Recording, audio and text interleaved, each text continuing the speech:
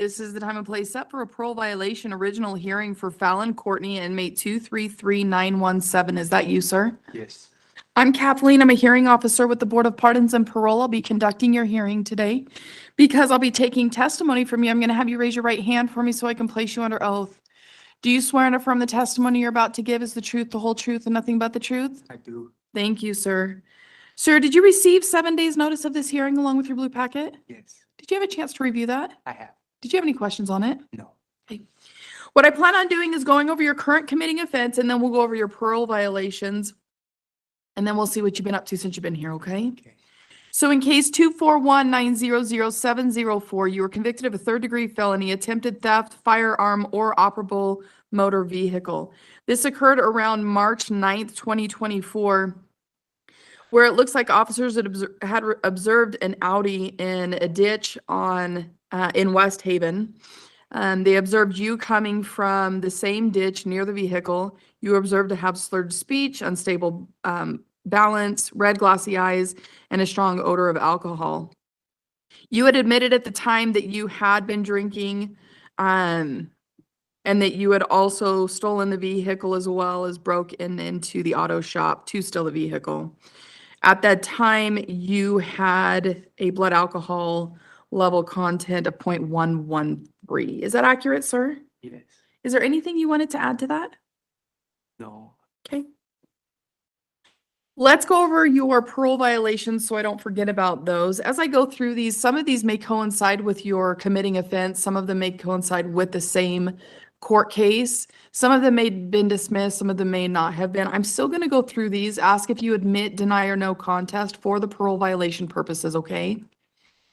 On allegation 1, by having failed to report to adult probation and parole by as directed on or about January 18th, 2024 in violation of your parole agreement, do you admit, deny, or no contest? Man. On allegation 2, by having failed to reside at or change without prior approval of APMP, the residence of record on or about January 24th, 2024 in violation of your parole agreement, do you admit, deny, or no contest? Man. On allegation 3, by having failed to complete a substance abuse evaluation on or about January 24th, 2024 in violation of your condition 1 of the Board of Pardons substance abuse conditions, do you admit, deny, or no contest? Okay. And on allegation 4, by having committed or by having been convicted of a new criminal offense or violated a court order, theft, firearm, or operable motor vehicle, or by having associated with a person involved in criminal activity on or about March 9th, 2024, in violation of your parole agreement, do you admit, deny, or no contest? I admit. We'll take judicial notice on that one as it is your current committing offense in case 241900704. On allegation 5, by having committed or by having been convicted of a new criminal offense or violated a court order burglary on or about March 9th, 2024 in violation of your parole agreement, do you admit, deny, or no contest? Admit. And then on allegation 6, by having committed or by having been convicted of a new criminal offense or violated a court order driving under the influence on or about March 9th, 2024 in violation of your parole agreement, do you admit, deny, or no contest? I admit. We'll accept admissions to all allegations, revoke your parole for October 31st, 2023. Tell me what was going on for your parole. How long were you on parole? When did things start to go south? Was it ever going good? So in my opinion, it was going good. Big reason for that was because I wanted to change. I did want to change. I did want to make an effort to do that. Another big reason was my dad was terminally ill with cancer at the time. Okay. So I didn't have long with him. So I wanted to stay out. I was trying to do all the classes they wanted me to do, like getting a job and do other things they asked of me. It was kind of hard because I did want to spend the majority of my time with my dad because he was terminal. I think I did. That was the best I ever done in my whole history of being in the system. As far as being able to stay out of trouble that long and actually wanting to change, that was the best I ever done. And that's sad to say because it was a small time, but I think that should be a big factor into that too. Where it started to go downside is I did fail. I did relapse on drugs and alcohol. Because of that relapse, they wanted to take me away from my family and make me go back to the halfway house. And that's when I decided that because with my dad that I was gonna go on the run because if I would have went back up to Salt Lake City, I wouldn't have had that time, and so that's when it started going bad. Okay. About how long was that into your parole? I would say 5 months maybe. What caused you to relapse? Just the situation with my dad mainly, it was tough. That's my best friend. That's hard. He's my best friend. He's always been there throughout all this. Just thinking that, just knowing that I'm gonna lose him anytime, it kind of What's his status right now? passed away this year, the beginning of this year. Okay. What have you done to work on that, the grief? Well, I got in contact with some family that I haven't been in contact with, siblings, um, that I usually don't have contact with when I'm locked up or even when I get out because of the life I choose to live. And I've got closer with them, and it's helped me to understand that they want me in their life too, and they want me to change, and that sad it took my dad for me to realize that I want a relationship and I want something more. I want to be there for my mom too. They were married almost 30 years, and she just lost her best friend. And she's struggling with that. Okay.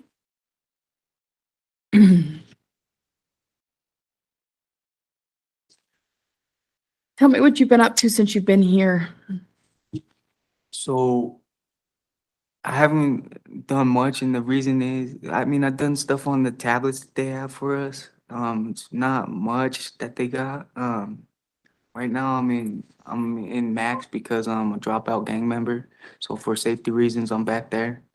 Um, and I've tried to see if they had programs. There's not really much for us to do right now. I'm in anger management, cap to do that. I'm in it. I just barely started a week ago. Okay.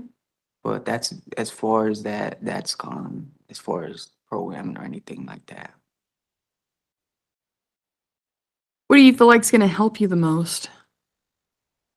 I think being around family and just having that support. 'Cause the thing is, I programmed most of my life, and I feel like I do have the skills that to be successful and to cope better.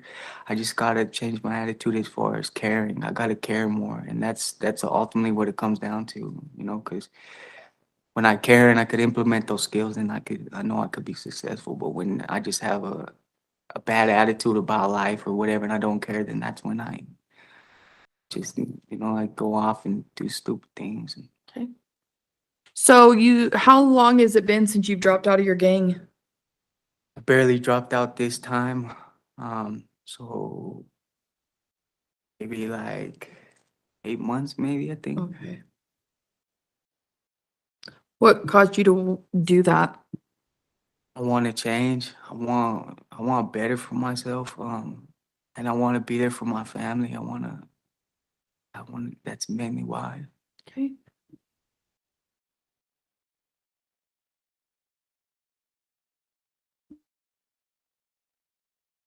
So do you have any mental health diagnoses?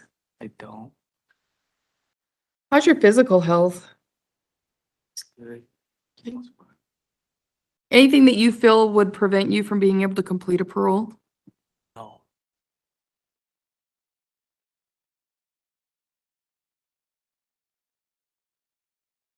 So it sounds like for the most part, for your changes, is just having that mindset change and wanting to do better and be around your family and things.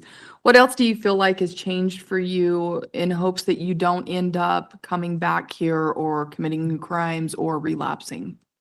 Well, as far as I think a big motivation of this is dropping out of the gang I dropped out of. I was with the Serranos. that's a big stress over my head because of how violent they are. And I just think if I live a life that's out of sight, out of mind, that I could possibly avoid getting killed or retaliation for dropping out or whatever. So that's another big factor.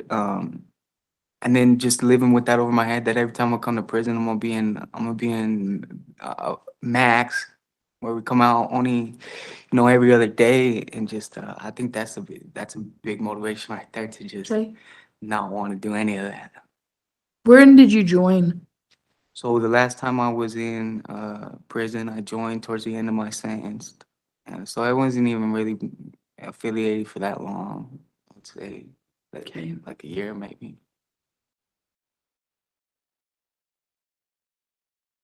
If you are paroled, what are your plans? I have from your packet that you plan to go to either Cedar City or Ogden, with mom or sister. You'd like to get a job in mechanics or in construction.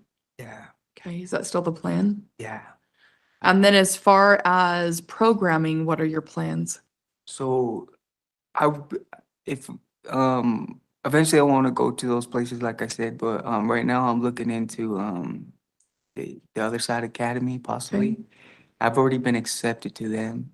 They're just waiting on a decision pretty much from the board. And then You have an acceptance letter from them? yeah, I think they did send it was in my blue packet. Okay, They good. did send a letter to the board. And if not them, because of how long they are too, because it's like 2 years. Then I was thinking of another like inpatient for like 6 months or something like Epic or something to that. I'm not sure all the ones out there. I've Okay. talked to the case managers a little bit about it, but they just want me to be further along with the date and stuff before we go too far into that. Okay. Sir, is there anything else you feel like the board needs to know or you'd like the board to know at this point? I would just like the board to know that I'm truly sorry for the things that I've done. I take accountability and there's no excuse for my actions.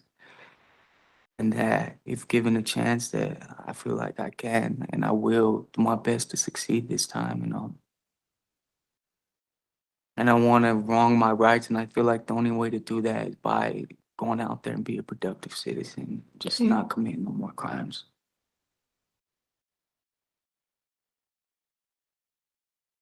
And I do show that the restitution was sent to the Office of State Debt Collections in your case. If the victim were here, sir, for the car that you stole, what would you tell them? I would again take accountability for my actions, apologize for that. There's many reasons that they could have been out of a car that could have cost them work. There's a lot of reasons that that's not all right. Um, I would apologize, and like I said, the only way that I could really make it right is just by going out there and just doing right with my life and not doing this no more. Not go and have another victim steal another car, do what I done. Just be productive. Okay. Well, sir, what I plan on doing is taking the information we discussed today, compiling that into a report and submitting that to the board. You're well aware the board is the one that makes the final decision in your case. It usually takes about 2 to 4 weeks for them to get that decision out to you. You currently have a 12-month guideline, which puts you at March of this coming year. You're well aware that is just a guideline. The board can go below that, on that, or past that, depending on if they want to see you complete something. They will take into consideration your current status as far as being in max and having limited options when it comes to programming. You do have a 15-year top, which puts you at June of 2037. That is the length of time that the board will have jurisdiction over your case, given there are no other further offenses. Do you have any other questions for me, sir? No, All right, with that, we'll go ahead and conclude this hearing. Thank you. Good luck to you and have a good day. thank you.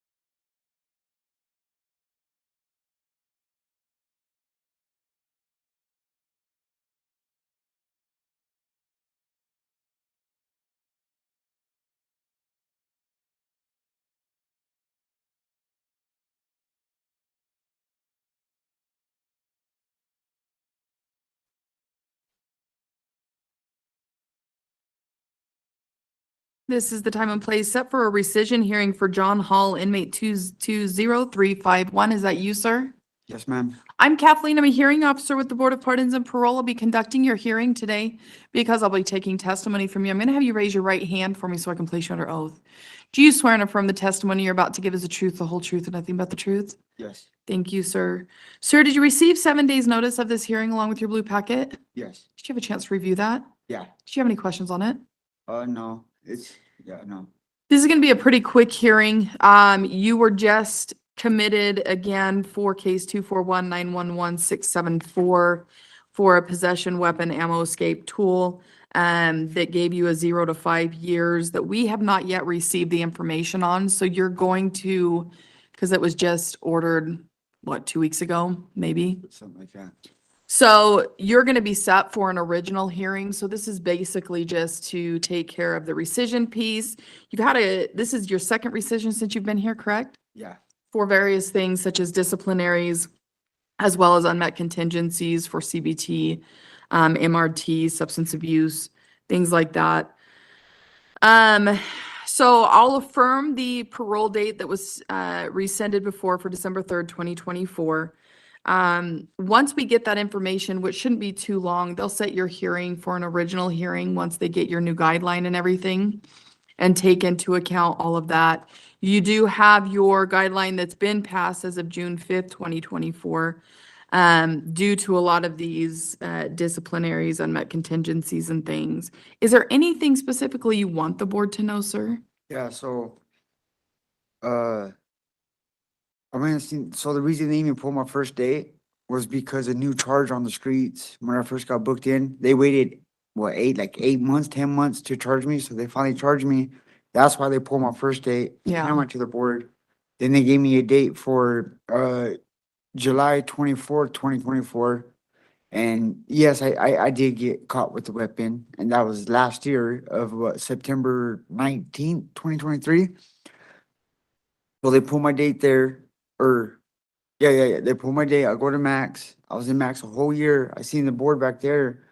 And they gave me a date for December 3rd. And they made me contingent, no write-ups, no, just, you know what I mean? And I haven't got no write-ups. I've did what I had to back there to get back into population. The only class I was able to attend was APR. It was a addiction recovery program, 12-step program that I have a certificate. And then the reason they pulled this date is because they waited a whole year from the incident from September to charge me. Like I've been chilling. I lost my mom in the back. When I was in Max, I lost my mom. I lost my uncle. My friend just hung himself right next to me in Bears. And that was only 3 days being out in Bears. And it's just, I just feel like I can't get a break, and I'm not like, you know what I mean? Well, and I understand the frustration, especially with having to wait so long for all of those things to be put through, for sure. Yeah. The problem is if they were to give you a parole date now and then they calculate all that information once we get that, then they'd eventually either have to rescind it, or if you were paroled, bring you back to prison on that commitment. And so it's easier to do this way, especially since this one was in prison that it occurred, Yeah. so that you year. don't have to keep coming back. So there will be an original hearing to discuss that specific charge. And then hopefully a decision from that will be made, and you can continue to stay out of trouble, work on the programming, do what you're doing now, try and get into the programming that they priorly recommended for you to do or set as conditions, which was MRT at a minimum, as well as residential substance abuse back in 2023. Yeah, when I was in Max, they said that there's such a long list that is my caseworker Olsen. He even told me, he's like, with it being such a long list, he goes, I'm gonna let the board know that it's not your fault. Cause I was trying everything I can to get in one of those classes, but with it being in Max, and I just barely got out. Yeah. And they'll take that into consideration when they have your next hearing and everything else. And if that individual writes a letter or whatever, they'll take that into consideration. But I would encourage you to get into whatever program you can, especially at a minimum MRT, since that's one of the ones that they have asked you to do at least, and get started with that. So you're doing something that they've asked you to do while you're waiting for this. But it shouldn't take too long for them to get that information, because I'll be making a note on here that has been taken care of and everything, and it just needs to be set for an original hearing once we get that information as soon as possible. So, any other questions, sir? No. All right, with that, we'll go ahead and conclude this hearing. Thank you. Good luck to you and have a good day. Thank you.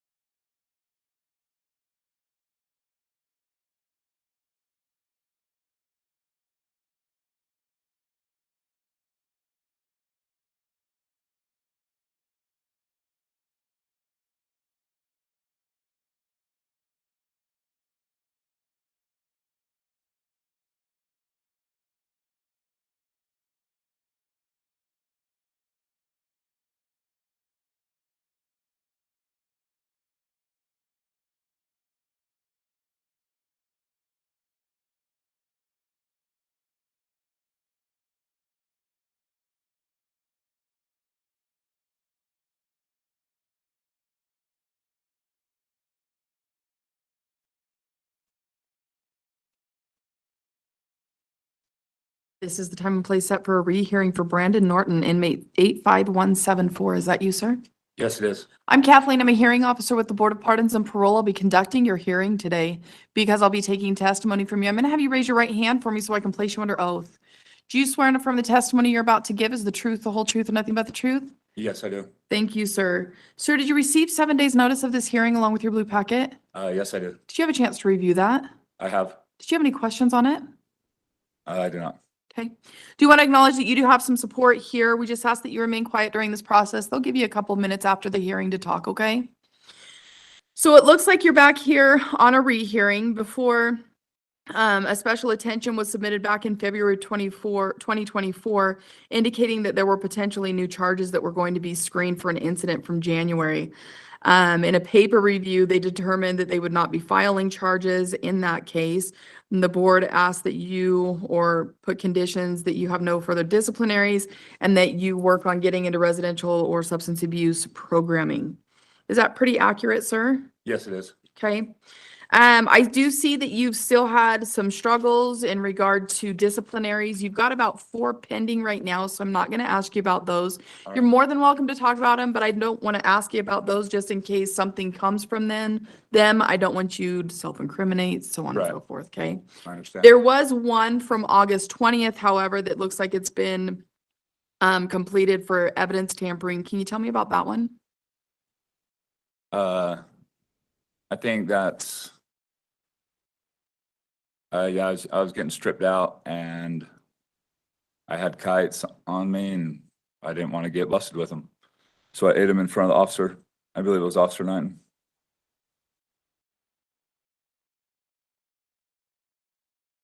So tell me overall what's going on, because it seems like you're struggling to stay out of trouble for the most part. Just generalize. Yeah, just in general, I don't know. That generally doesn't really work for me. Like I was like, really, this is the least amount of riots I've had in prison up until these last, like a lot of them that I just got recently. Obviously I'm wearing orange instead of white now.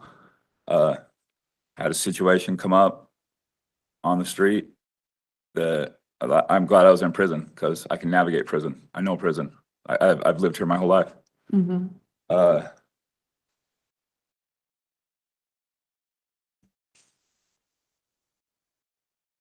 On October 3rd, my wife left me for another man and I didn't know how to deal with it. Okay, this year? Yeah, Okay. just recently. To deal with it bad, I would say it was an understatement. But I'm glad I was in here and I wasn't on the street, because on the street, I probably wouldn't be here. Okay. Uh, So it sounds like dealing with a lot of emotional stressors then, I for the did, most part. yeah. And I can't, I gotta have little notes, because even, You're fine. like, even now, I don't know, like she did what 30 years of institutions in prison couldn't do. Like, she broke me. I was broken. I still am broken. I made some bad choices, poor decisions. That's when everything, when all the bad ones, and they look good.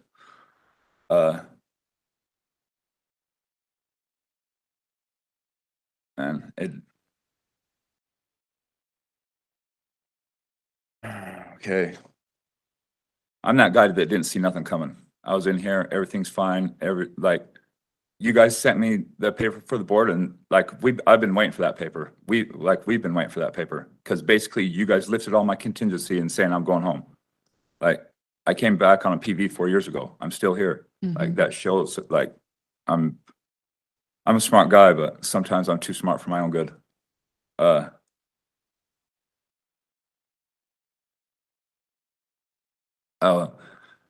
I got that paper, and now, like, we'd been waiting for that. So I went down, called, I couldn't wait to tell my wife and my daughter. I went down and called my wife, and she proceeded to tell me that I'm not coming home. It's not. Like, when that happens, I guess you can say that you've been there, or anybody can say that they know what that's like. You don't know what it's like. I couldn't comprehend what was going on. Like, I'm not dumb, but I could not comprehend what was happening, because my whole life was ripped out from under me. I didn't know what to do. I couldn't, I couldn't deal with it. So in this short time that you found that out, because it's been what, a month now, Yeah, which isn't long, right? it's not. What are your plans moving forward for you? My plans moving forward for me, well, get into I guess, I don't have a home to go home to, so I go to a drug rehab, Okay. which is what I wanted to do anyways, but that's like,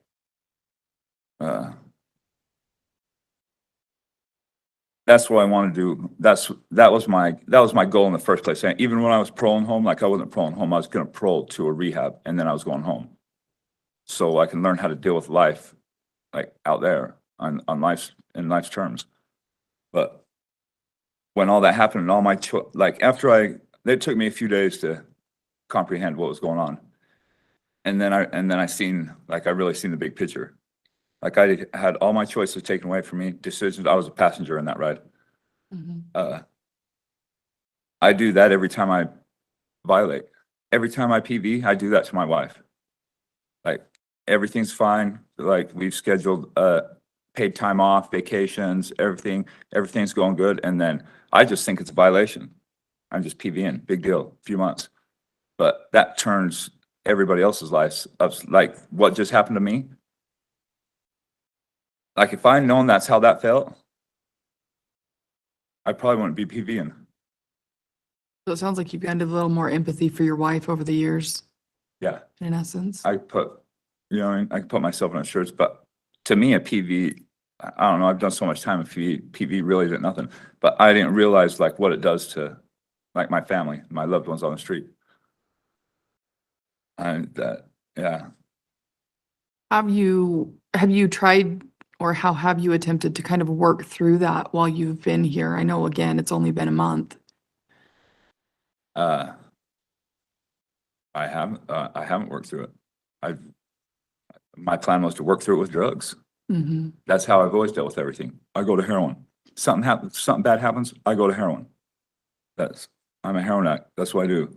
And that's like in the midst of like, you see those write-ups right there, in the midst of all those poor decisions, like I made good decisions and all that.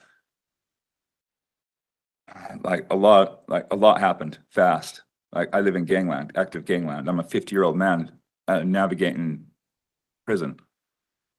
Not affiliated, not in a gang. When they seen me get off the phone, like, you know what I mean? They pounced. Mm-hmm. Like I could have got, I wanted heroin. I could have got heroin, meth, fentanyl, blues. Like I chose tobacco. I got tobacco. I called it, you know, oops. They didn't buy it. I got Suboxone, pay off my debt. Voila, I made a bad situation worse, which is the story of my life. And now I'm here. Okay. So clearly you haven't, were you able to do any programming prior to going into Max? Just on the tablets, and I completed VTs and welding, which that took me a long time. Yeah. With disciplinaries, you get kicked out, you go back, like really, like I was kind of proud I got a certificate from that. Okay. Overall, what do you feel like has changed for you in hopes that you don't come back here when you eventually do parole, sir? Those decisions that I made in the midst of all that chaos and everything bad going on in my life, like I didn't go back to heroin. I've been clean since, you know what I mean, December 22nd, 2019. I'm not giving that up. Good. I don't know. I made a lot of bad decisions. I take full responsibility for all my actions. It was nobody's fault. It was my own. But during all those bad decisions, like when it came down to it, like I chose I chose the lesser of two evils. I can't say I made a good decision because I didn't, but Yeah.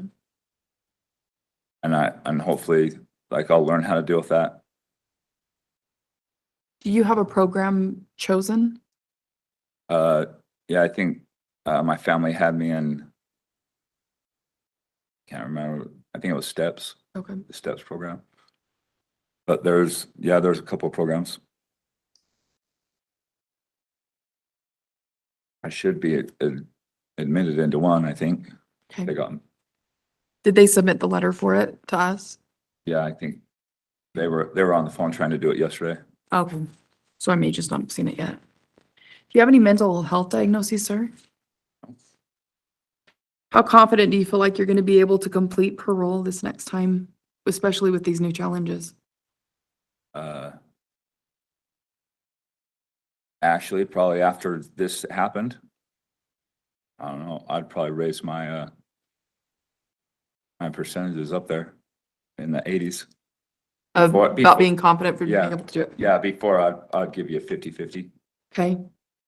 Honestly, now that, like, I see what that does.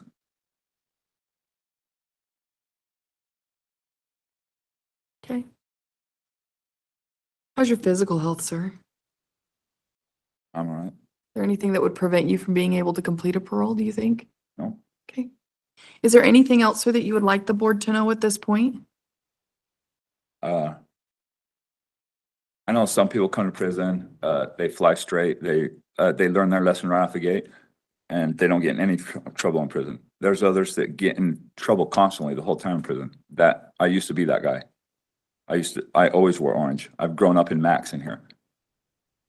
Like, this new prison with this new generation of kids coming in, they don't care. I don't want to be here. Okay. Prison used to be all right, but it actually used to be fun for me.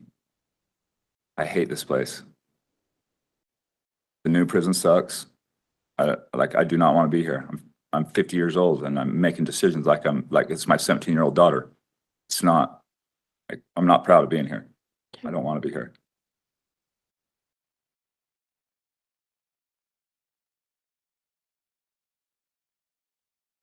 Well, sir, what I plan on doing is taking the information we discussed today, compiling that into a report and submitting that to the board. You're well aware the board is the one that makes the final decision in your case. Usually takes a couple of weeks for them to get that decision out to you. You do have that 115-year top, which is the length of time the board will have jurisdiction over your case, given there are no other further offenses. Do you have any other questions for me, sir? No, I do not. All right, with that, we'll go ahead and conclude this hearing. Thank you. Good luck to you and have a good day.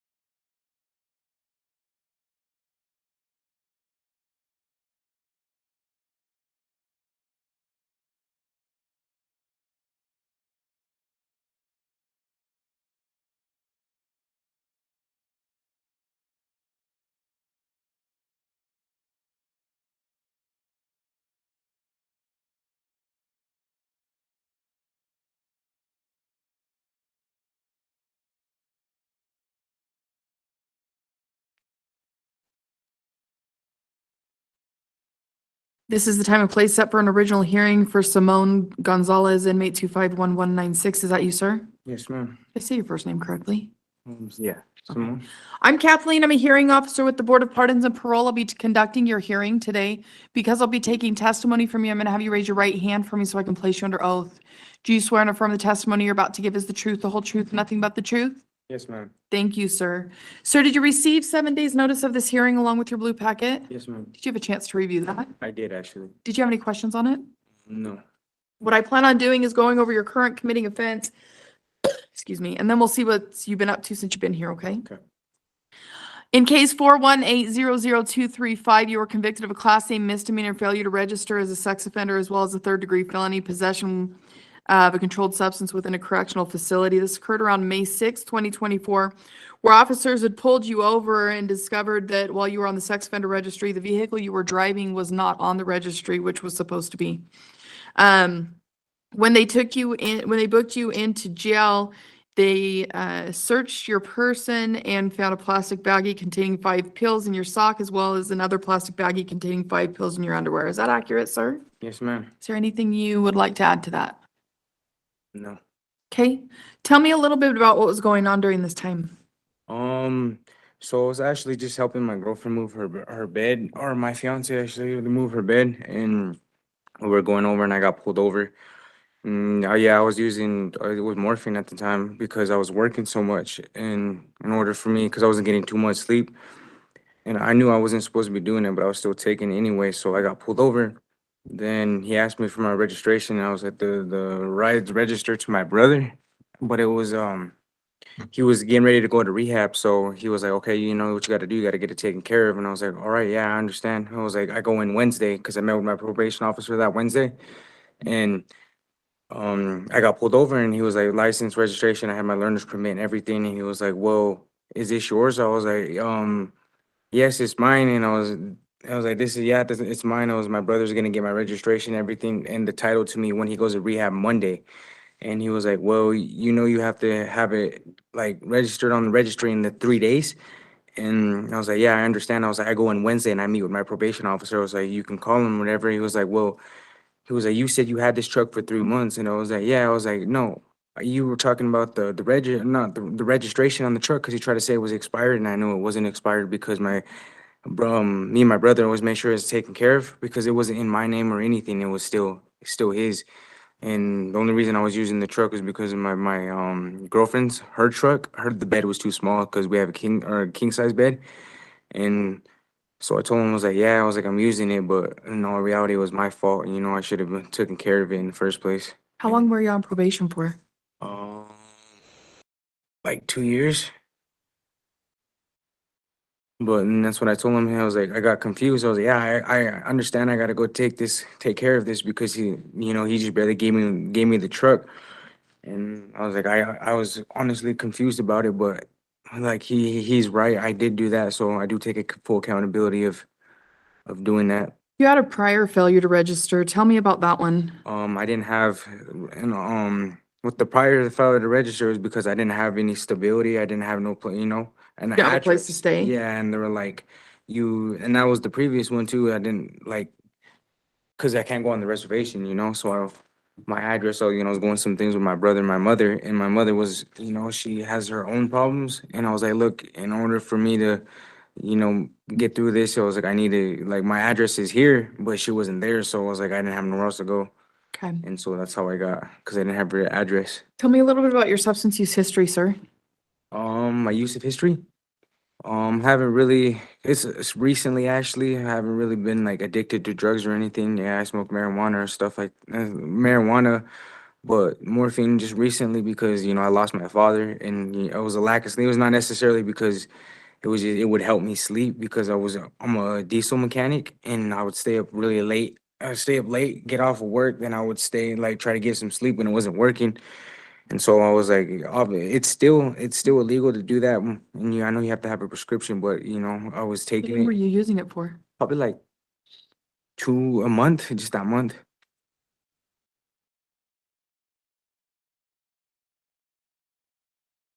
Do you have any mental health diagnoses, sir?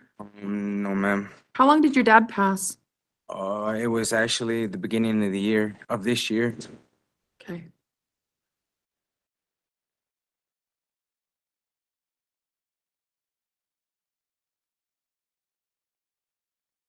How's your physical health, sir? It's good, man. Anything you feel like would prevent you from being able to complete parole? No. Okay. How are you doing on probation? I was fine. I was doing my fines.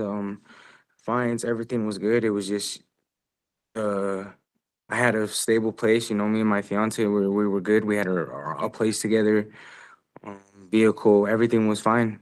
It was just the registry stuff that got a hold of me. And I really I try to understand it the best of my capability, but I know I need to be on top of it. Okay. I'm sure where you've had a couple of warrants issued during your probation, but they were eventually recalled. Do you remember those? Yes, ma'am.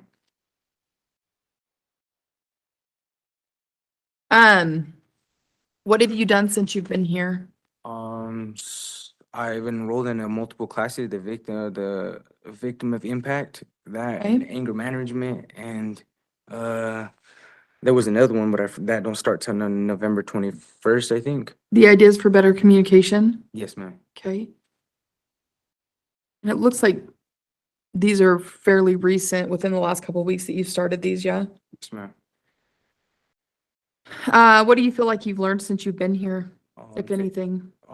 Taking accountability, making better use of my time, and mostly trying to figure out what I need to do with my life, trying to get stuff situated, because I'm fairly young, and what I'm trying to do is using my time the best I can, so I can also use that, because you guys provide a lot of schooling and a lot of stuff for jobs, and then, I think I can help that with me. So when when I do get parole, if I get parole, it can help me do better out there, be successful, learn more about myself and how to handle situations. I don't show that you have any disciplinaries. Is that accurate still? Yes, ma'am. Sir, if you were to parole, what is that going to look like for you? Where do you plan on going? What do you plan on doing? So I want to go back. I have an address. I would go back to Vernal, Utah, but I would love to move out here for better job availability because of my resume. And so I feel like it would be a better environment for me because just to get away from somewhere that I wasn't really successful at. So Okay. move to a fresh start, new environment. I'm closer. I feel like it would help me in the long run. Okay. Where do you plan on living? In Vernal for now until me and my fiance get stuff situated. That's what I'm wondering. Where at in Vernal? Like, who are you planning on living with? Yeah, I don't need a name. My but- brother. Okay. Do you have a job lined up? Yes, ma'am. What are you doing? I'm a diesel inspector. Okay. Now, the board more than likely will have you have some type of substance abuse conditions, which ultimately means that you'd more than likely have to complete a substance abuse evaluation and follow through with whatever recommendations are given from there. Are you willing to do those things with the conditions that the board puts out there for you? Yes, ma'am. Okay. Do you have anything lined up as far as that? Have you looked into any of that stuff Yeah,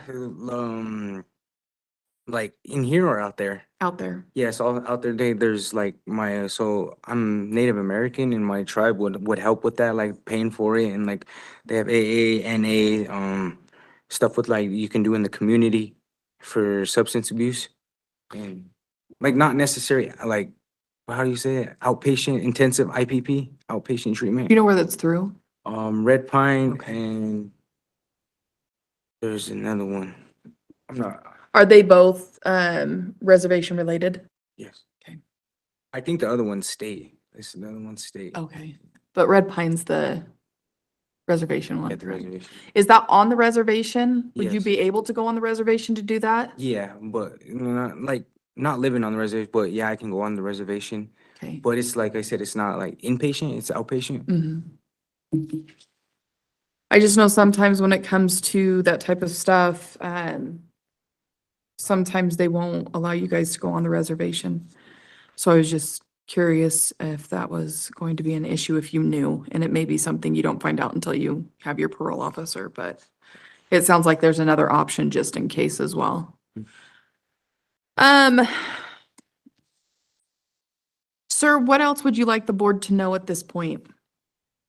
Just that I'm trying to do the best to better my life. You know, I really want to like take advantage of what you guys provide for me and make the best of my time here, so I can be successful out there. You know, I just want to do whatever I can so I can get back out there and get a second chance. You know, at life. And because during my time in my stays, it hasn't necessarily been like in like problem wise with the like other inmates and stuff. It's just realizing that there's a lot of stuff I could be doing rather than being incarcerated, especially for my family and my fiance and my stepson.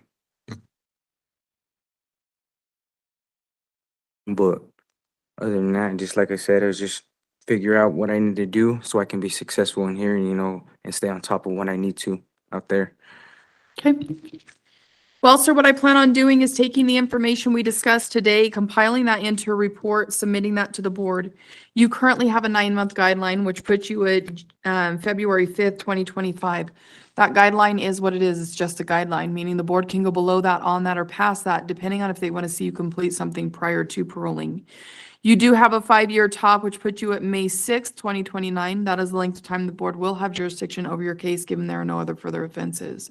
The board is made up of 5 members. They're the ones that make the decision in these cases. It takes a majority vote for them to make that decision.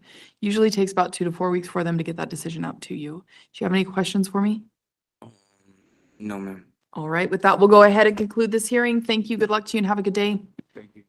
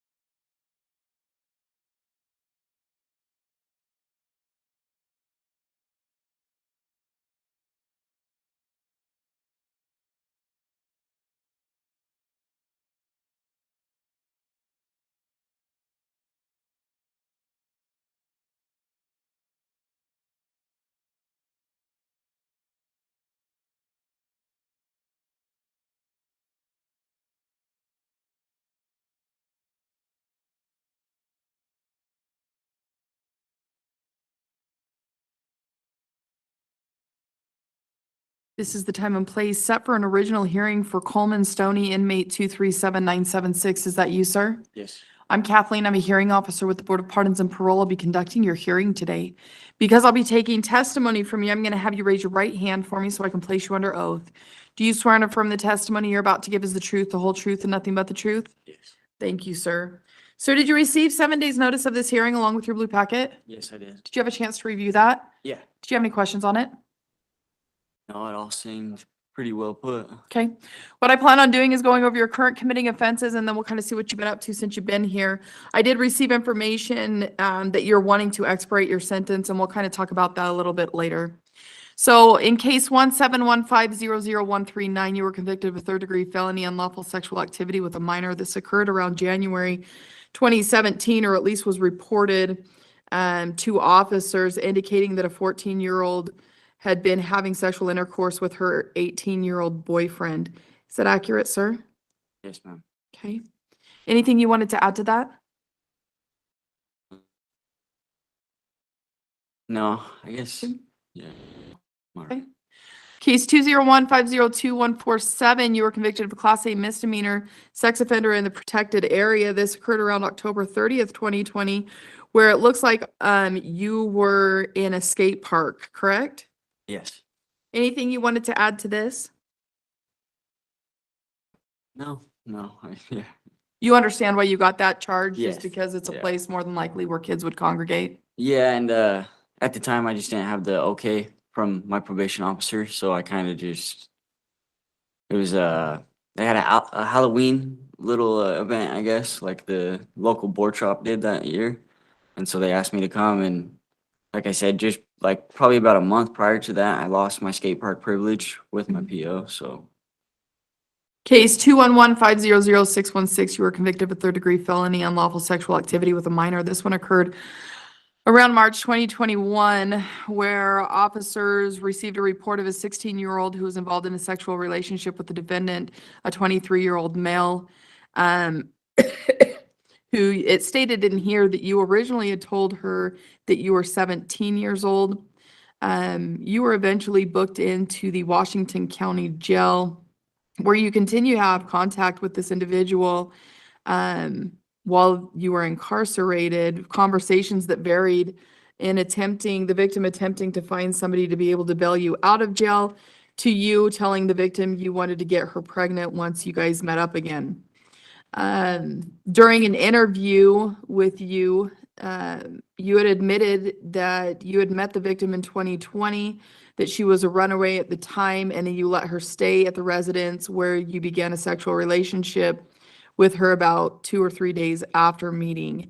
You admitted that you had known at the time that the victim was 15 years old, and you also knew that having sex with her was illegal and wrong. Is that accurate, sir? Yes, except for the part of me telling the victim's mom that I was 17. Okay. Okay. Anything you wanted to add to that? Yeah, I guess so, like, with that whole situation, parents knew about our whole thing. I even asked if it was all right. And they said it was all right, and then the family was kind of alcoholics, and they were, would occasionally use drugs or whatever, so I guess one night she just got drunk and called the cops on me or whatever, but yeah, they knew about the whole situation. I made sure that it was okay and everything, and I guess I shouldn't have done it, but I guess I just wasn't in the right state of mind. And just Well, and the reality too is parents' consent doesn't trump Yeah. legal, right? Yes. So you still knew it was illegal, especially given your prior offense, correct? Yes. In case 191500649, you were convicted of a Class A misdemeanor self-offer furnish alcohol products to a minor knowingly. This occurred in case 191500649 around April 2019, where officers pulled a vehicle over, could smell a strong odor of alcohol. You were in the vehicle, and a 17-year-old female was driving the vehicle, who was arrested at the time for a DUI, given that she was under the influence as well.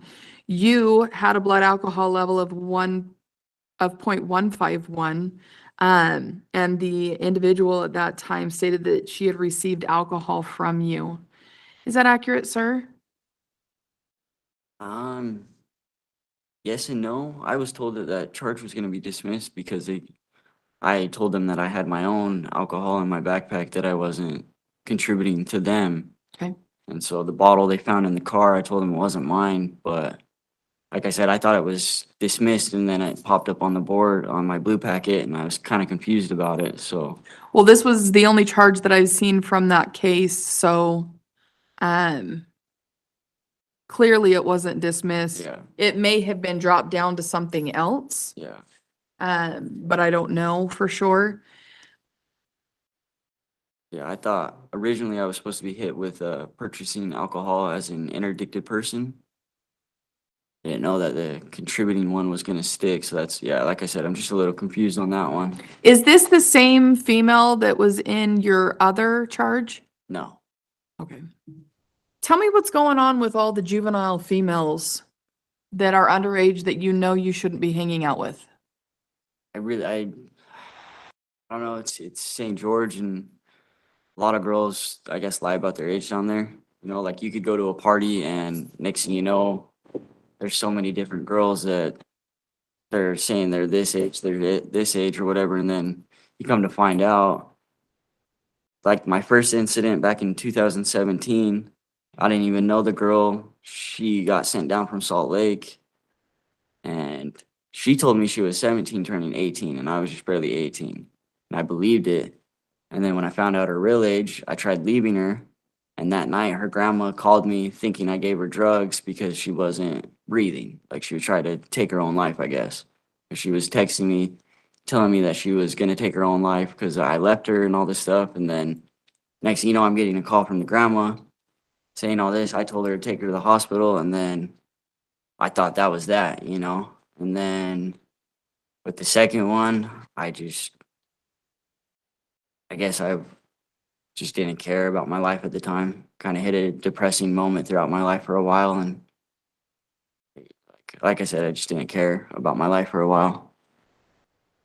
And what about the last one? The last one, I was hanging out with, there was a 19-year-old in the car, and I guess that was like the chick he was trying to get with or whatever. And I didn't know that she was 17 at the time. And then when I got put in the back of the cop car, that's when one of the cops told me that she was under the age.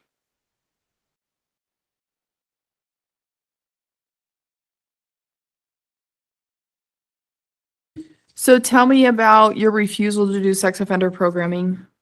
Kind of just talked with my family about it, and we think it's better for me just to expirate and be able to get out of Utah when I'm done doing my time here.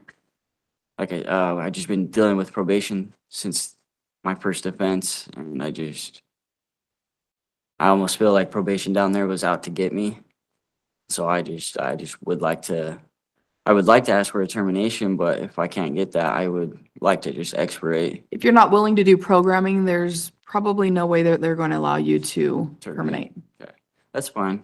I'm totally, like I said, I'm totally okay with expirating. I think me and my family think it will be better for me not to be on parole, and Where do you want to go to? when I get out of here, the plan is just, so I'll probably stay in Utah for a little bit, and then once, it'll probably be like a half a year, but I'm gonna be working for this welding company that my dad works for, and he said that where the money is at is to travel, do the travel welding. So I kind of will be traveling from place to place and staying, not in a hotel, but like in a trailer. I'll have my own little trailer that I'll tow with me and everything. And I know that if you stay in a certain town for a certain time period, you gotta report that to the sheriff's office and all that stuff. So I've kind of done some digging into it a little bit, and just kind of what the plan is, just travel for a little bit. And Do you know how long you're on the registry for? it's Is it 10 5 years? yeah, it's 5 to 10 years. What's going to keep you away from the minors? Yeah, it's just getting out of St. George. Well, there's going to be minors all over the Yeah. place. No, I get that. I don't like, I guess it would be like a fresh start, right? Like I'll have to make sure that I get their information before hooking up with them. Actually find out who that person is before just going ahead and hopping into bed or whatever. I guess I just gotta stay off the dating apps and all that type of stuff. Okay.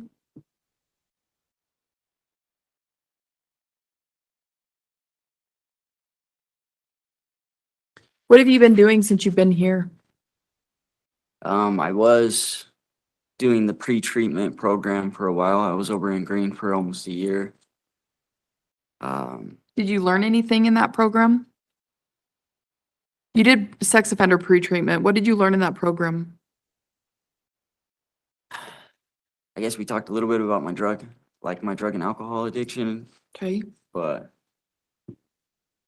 I don't, a lot of the questions in the book just kind of seemed like it was more directed towards, I guess, people with like cases or trying to entice minors online. Which, just looking at your history, could be construed as that, right? Yeah, yeah, no, for sure, yeah. So did you learn anything in that program as far in regard to like how it would apply to your situations?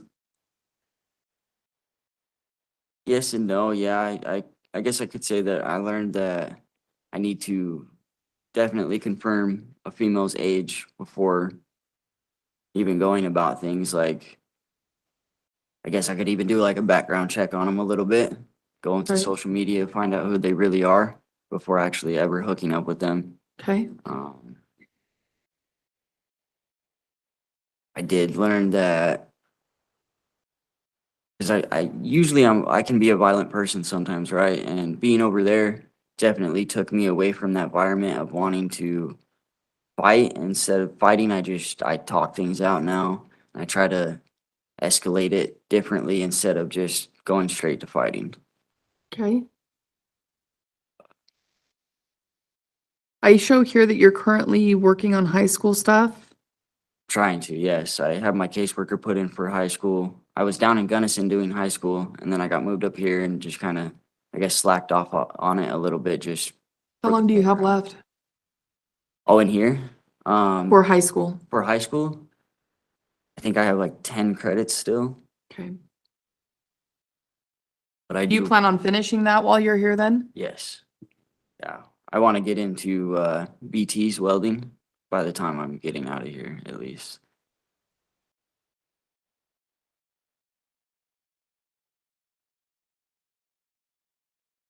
Tell me about your disciplinaries. You've got one from January of last year, tattooing, branding, or body piercing. Yeah, I got a tattoo pretty much right after I got locked up, and they saw the redness on it, and I got a tattoo right up. What tattoo is it? It's on my right forearm. What is it? It's You like can just tell me. a skeleton kind of crawling out of the skin. And in July of last year, you have unauthorized possession or use of property. Do you remember that one? It's torn sheets, it looks like, Oh, yeah. and drawings. Yeah, so I guess kind of, they call them panos, but I just draw on them. I was doing it down in Gunnison and they were okay with it, but I got moved up to here and Green wasn't okay with it. And I didn't know that. So when they searched my property and found it, they gave me a write-up for it. Okay. October of last year, unauthorized possession or use of property. Can you remind me what it says on there? Just says on here that this was while you were in Green, contraband was found during a bunk search. But it doesn't say what contraband. I think that could be for the Bible cover. I used to make address books for people.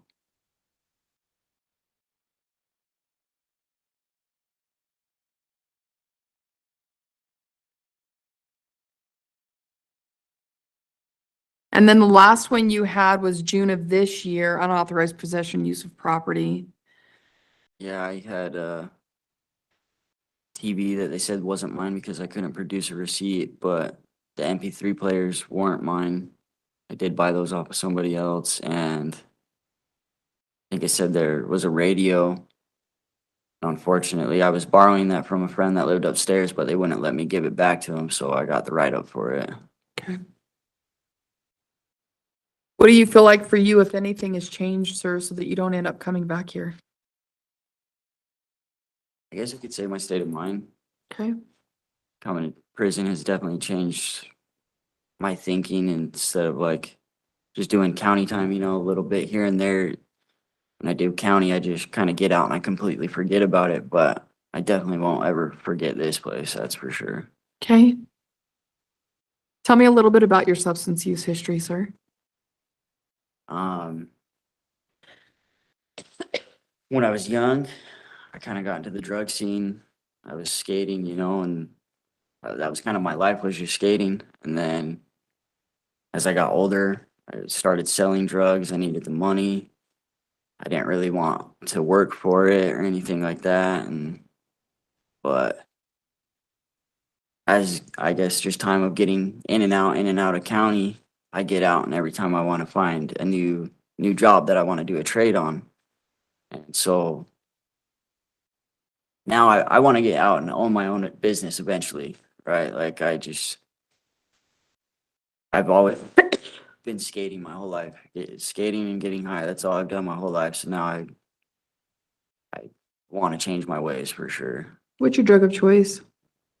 Now it's just alcohol, but back then it was Xanax. Okay.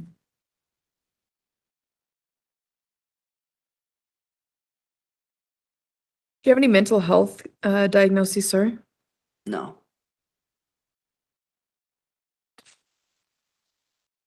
How do you feel like your physical health is? it's not too bad. Okay. Anything that would prevent you from being able to complete parole? No. If you are paroled, sir, what are your plans? What is that going to look like for you? You said going to, was it St. George you said for a while No. to do welding? Up north. Okay. North. Yeah. Instead of going back to St. George, I'd come up here and live with my dad, or not with my dad. He'd have a place for me. What town? He's in Box Elder County.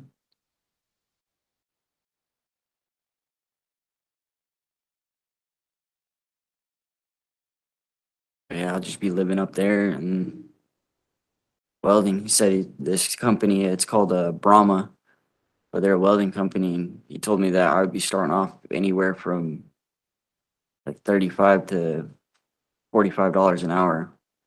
Is that you getting your certificates while here? Or, Yes and no. It could be a little bit lower if I don't have the certificate, but if I do get the welding certificate, I will definitely be starting out more. okay. Do you plan on doing any programming when you do expirate, if that's what happens? I do plan on doing high school and BTs for sure, if I am allowed to expert, yes. I mean, when you're back into the community. Oh, back in the community, I might see a therapist for a little while.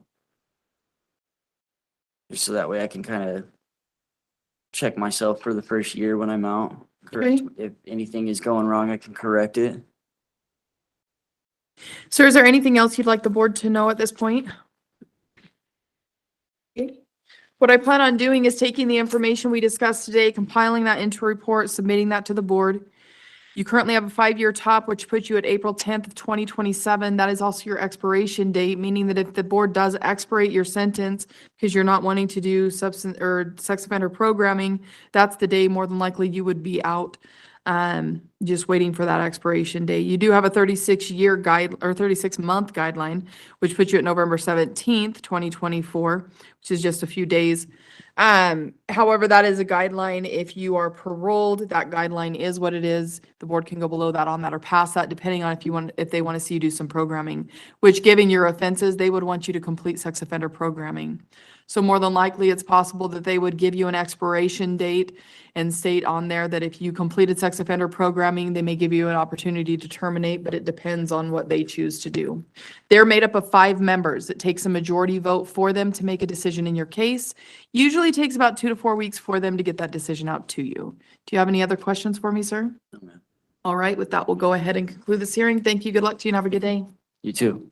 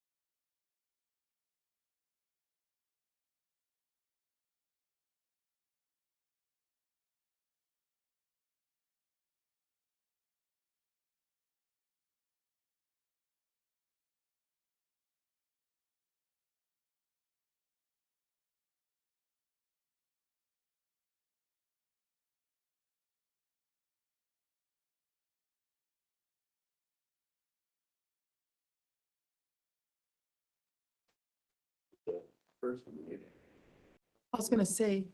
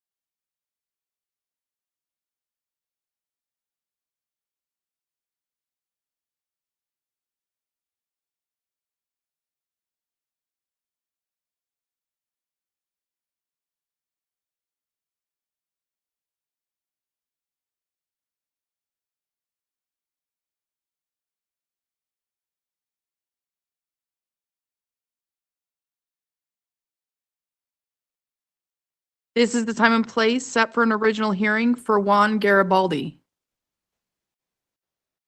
Esta es una primera audiencia para Juan Garibaldi. Case 253-664. Is that you, sir?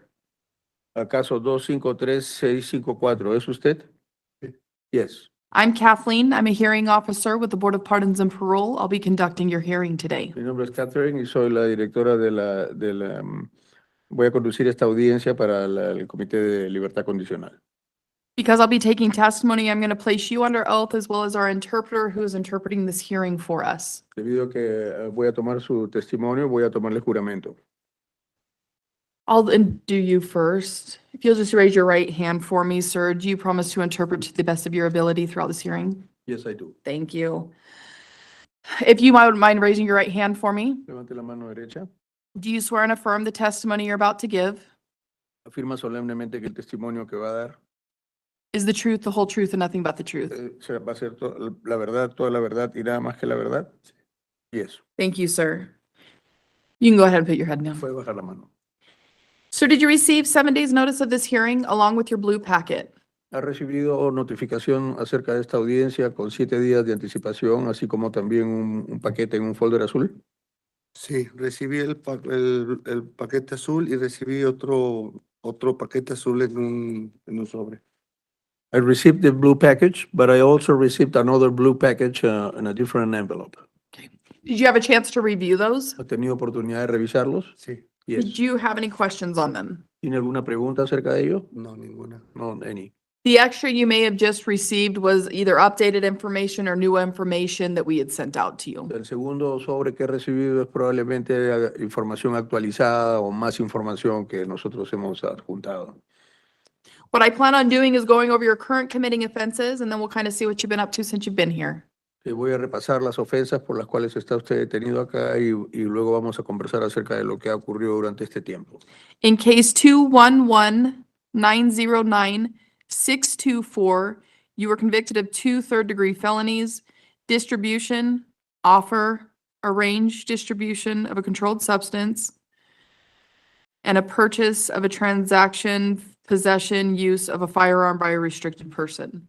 Okay, en el caso 211909624, usted está acusado de 2 felonías por distribución, oferta, coordinaciones para compra de armas de fuego, siendo usted una persona restringida.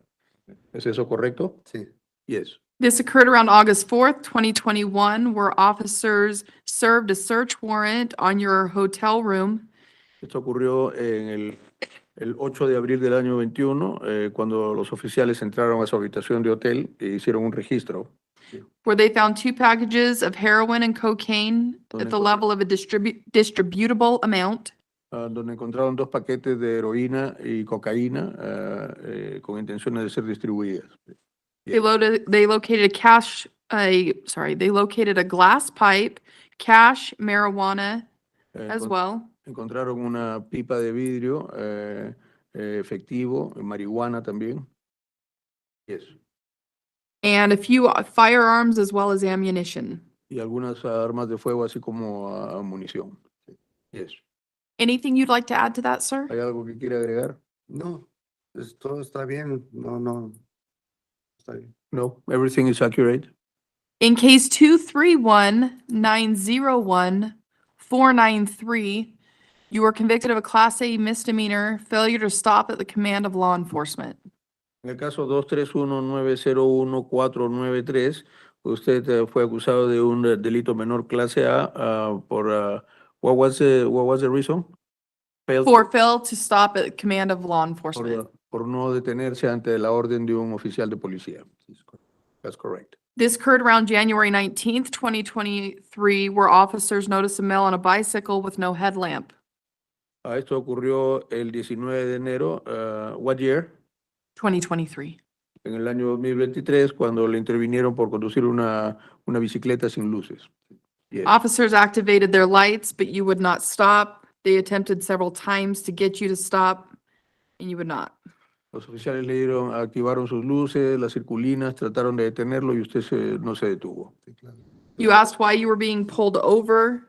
Usted preguntó por qué lo estaban deteniendo. They informed you, and you kept going. Le informaron por qué y usted continuó retirándose. You eventually ended up in a hotel room where officers attempted to get you to come out after several attempts. With several other officers and SWAT being called, you eventually came out, or your girlfriend did.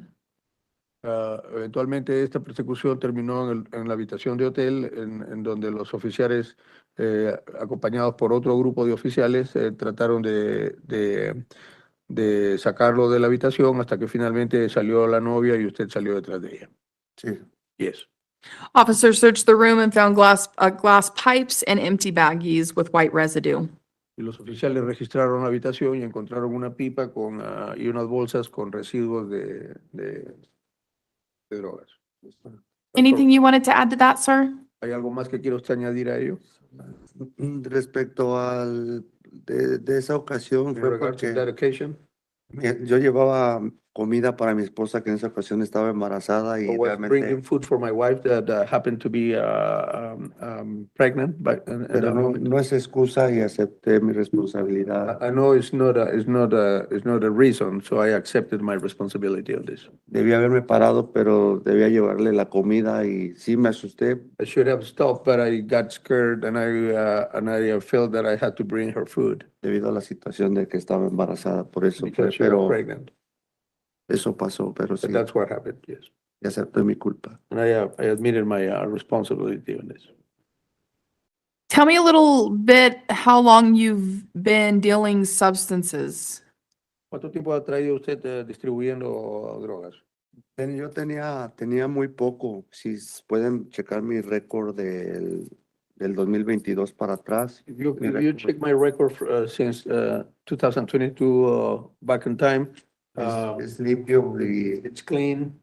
es debido a que yo empecé a la pérdida, cuando perdí a mi mamá, mataron a mi hermano I started doing this when I lost my mom and they killed my brother. y perdí a mi papá, todo eso I also lost my dad. me hizo caer en todo esto. All of that kind of helped me, fell into this situation, predicament. No es excusa para que yo tome una situación de esa para la droga, pero I'm not trying to justify the fact that I have been doing drugs. y de ahí para acá empecé con eso. I started since then. Who killed your brother? ¿Quién mató a su hermano? En México hubo una guerra de cartel y mi hermano iba pasando y le tocaron unas balas a él. So there was a conflict between two antagonic groups, cartel groups, and my brother was caught in the middle of the fire. How did mom and dad pass? ¿Y cómo murieron papá y mamá? Mi papá, primero mataron a mi hermano, They first killed my brother, es cuando yo empecé a tomar When I started nuevamente drinking again. y a los 3 años mi papá fallece. 3 years, 3 years papá after my dad falleció passed, el 1 de febrero de February 1st. 2022 2022. y mi mamá al año, A year later, exactamente cuando pasó lo de, cuando me le fui a la policía, after semana I antes was picked up by the police, falleció mi 1 mamá. week before that, my mom passed. Natural causes? ¿De causas naturales? Sí. Yes. So are you using substances to deal with difficult situations? You mean illegal substances? Yeah. ¿Está usando drogas para tratar de controlar estas situaciones angustiosas en su vida? Ahora, Now? No, back then, during all of this. Durante todo este ok, yo voy a ser honesto. Un poco, ya no bastante, porque poco a poco superaba la muerte de uno, pero iba poco a poco yo dejando todo porque To be honest with you, I slowed down in my use. I was in the process of slowing down. porque yo tengo el apoyo de mi hermana y tengo mis hijos. I have the support of my family, my sister, my kids. Y lo que ellos me dicen que esa persona que ven ahora no era el que conocían antes. And they are telling me that the person that they see in me now is not the one that they were used to see before. How long were you using before? ¿Cuánto tiempo de consumo tenía usted? Yo empecé a los 27 I años started at age a, 27 a consumir droga, pero using drugs, en ocasiones. but occasionally. Y yo paré por 6 años de consumir droga. I stopped and I was sober for like 6 years. Y volví a poco y volví a parar hasta que Then I pasó lo de relapsed. mi hermana. And then I stopped again until this situation happened with my brother. Pero ahora estoy recuperándome porque trabajo. But now I think I'm recovering now because I'm working. Estoy en una unidad donde efectivamente hay mucha droga y la muestra está en que me han hecho exámenes y yo salgo limpio porque yo I am currently incarcerated in a unit where there is drugs, but they have tested me por drogas. ¿Le han Sí. hecho pruebas? y yo salgo siempre limpio All my drug tests are coming negative. porque yo mi enfoque es mi familia, recuperarme, My focus at this point is Mi my familia, my recovery, my family, mi comunidad my community, y más que nada por la gente que me ama y cree en mí también. more than anything I do this for the people that loves me and cares for me. Tengo ahorita una nieta que no conozco y todo eso es lo que me está haciendo cambiar. I feel highly motivated due to the fact that I have now a granddaughter, and that's one of the most important things. Okay. Sir, are you here legally? Do you know if you have a detainer? ¿Tiene usted para documentos? ¿Está legal Soy aquí? ciudadano americano. I am a U.S. citizen.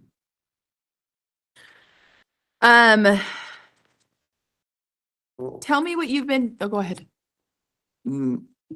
Antes de empezar yo a trabajar, estuve haciendo un programa Before I start working, I was following a program, y recibí un certificado. and I got a certificate.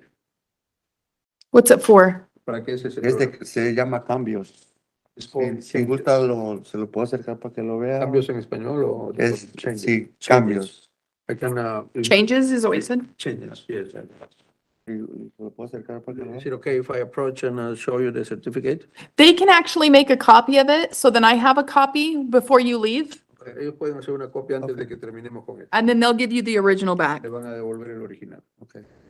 And I do show that you've been working in culinary for a while, correct? Veo que está trabajando en la cocina por un tiempo, ¿verdad? Sí. Yes. Voy todos los días a trabajar. I go every day to work. Okay.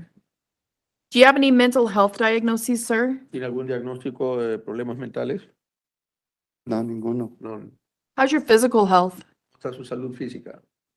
La verdad, entre más como, más energía me siento. I feel more energized every day. Okay. Anything that you feel like would prevent you from being able to have a successful parole? ¿Hay algo que usted considera que podría ser un problema para que usted tenga una libertad condicional exitosa? Pues siguiendo lo que estoy haciendo hasta ahora, Following what I am doing so far, todo creo que yo voy a estar perfectamente bien. I believe I'm going to be perfectly well. How have you dealt with grieving your brother and your parents' loss? ¿Cómo ha hecho usted para controlar su luto, su pesar por el fallecimiento de su hermano? Mm.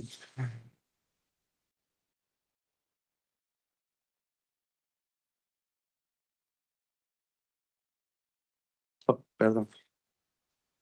Sorry about it. You're fine.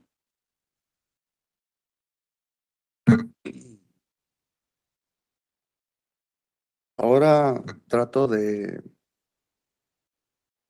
hablar con la gente. I now try to speak up with the people. Veo muchos jóvenes yo aquí que con problemas, I see a lot of troubled youth here with some issues. trato de alejarme de esas cosas que por cuestiones de esas situaciones yo perdí a mi hermano. I try to stay away of things that are related to the reasons why I lost my brother. Por él estar cerca de los problemas que no eran de él. Because of him being too close to business that were not his, Él perdió la vida. he lost his life. Y si yo sigo esa línea But if I follow that line de no acercarme a donde están los problemas, of not getting close to where the problems are, no voy a perder la confianza y mi libertad y la vida más por mi familia. Trato de no estar tan cerca de estas personas I try not to get close or related to these people y relacionarme en lo que afectó mi vida. que son or las drogas, anything los or problemas. anything that can get me closer to what really affected my life before. Y trato de ahora de reservarme más, Now de I try to be more reserved, alejarme de todas esas situaciones stay away of all those situations, y enfocarme en lo que yo sé hacer, que es trabajar, and focus on what I know to do, which is working. que era lo que yo hacía antes de yo Which is what I used meterme to en do esos before. problemas. I run into these problems. What do you usually do for work? ¿Qué hace usted normalmente? En la cocina, Bueno, in the kitchen or And the community? en la comunidad. trato de relacionarme y aconsejarles, hablarles mi experiencia. Are you talking about his during his stay here or in a normal life? No, in regular, out in the community when you're outside of prison. So what he used to do for a living before Yeah. being locked up? So, ¿qué hacía usted a qué se dedicaba usted antes de Yo estar encarcelado? trabajé en una compañía que se llama Diamond Rentals. I used to work at Diamond Rentals. Debido a mi adicción tuve que renunciar porque yo no quería due to descuidar my- mi trabajo. Due to my addiction, I had to resign. Tuve que renunciar y yo tenía buena relación con la gente. Me gustaba platicar, saludar a los ¿Qué gente? vecinos, En a los general. vecinos, en general. I normally used to get along with people, so I ask a little bit of clarification about what people, is it just the people that surround my life, Okay. neighbors and so on? A mí me gusta mucho cuando llegaba gente a pedir una moneda, un taco a los tacos, me gustaba sacar de mi bolsillo e invitarles de I comer. have been, Esa era mi persona. I have been lenient toward people whenever I was like buying tacos or so, and somebody will show up asking for a few cents or some money to buy food. I was the first one to pitch in and help that people. Okay. Dios es testigo que, y por la imagen de mi familia, que no miento, yo soy un tipo de persona que Sorry by God, by my family. Me I am the gusta- kind of person that me likes gusta ayudar a la gente. help people. Lamentablemente me pasó toda esta situación Fortunately, I went through all this predicament, y caí en esta situación de And las I, adicciones. and I ended up hollowed in these addictions and situations. Sir, if you are paroled, what is that going to look like for you? Where do you plan on living? Who with? Si es que usted le otorgan la libertad condicional, ¿a dónde va a vivir? Yo tengo mi hermana aquí en Salt Lake. I have a sister here in Salt Lake. Okay. Where do you have a job lined up or do you have an idea of work? Mi, ¿Tiene un trabajo o tiene mi- pensado en qué va a mi trabajar? cuñado tiene negocio. My brother has business. What kind of business? ¿Qué clase de negocio? Renta todo a clase de cosas para las fiestas, carpas, brincolines, mesas, sillas, hacen decoraciones, tiene DJs. He has a party rental business. Ellos se anuncian como Okay. Garibaldi Paris They advertise themselves as Garibaldi parties. en And, Facebook. they feed venues for parties and celebrations and so on. So they're a Okay. rental company. Por trabajo no tengo problemas porque él Ojo. habló con la compañía si me vuelven a recontratar en caso que yo pudiera salir. Ellos están dispuestos a abrirme la puerta porque yo me fui bien, yo renuncié. A ellos les gusta la This is sinceridad. Diamond Rental. Diamond Rental. O Garibaldi Rental. Mi cuñado trabaja ahí, pero tiene su negocio aparte. Okay. Entonces ellos están dispuestos a reabrirme las puertas de nuevo porque yo me fui bien. My brother-in-law has a business that is similar to Diamond Rentals, which is a bigger company. And apparently they do some business together. And he told me that he has had a word with the company, with the Diamond, and Diamond is willing to rehire me if I get released. As far as programming treatment, the board is going to have you do some type of programming, resident or substance abuse programming. Are you willing to comply with those conditions? Es probable que el Comité de Libertad Condicional le pida que usted se someta o participe en algunos programas. ¿Está usted dispuesto a participar? Mi prioridad es la recuperación. My priority is my recovery. Is there a reason you haven't got into substance abuse programming while here? ¿Hay alguna razón por la que usted no haya participado en programas de recuperación de adictos mientras ha estado internado aquí? Yo tuve acercamiento con mi caseworker y a mí me dijo que nunca tenía nada. I had treatment with my caseworker and he told me that I didn't have anything. Okay.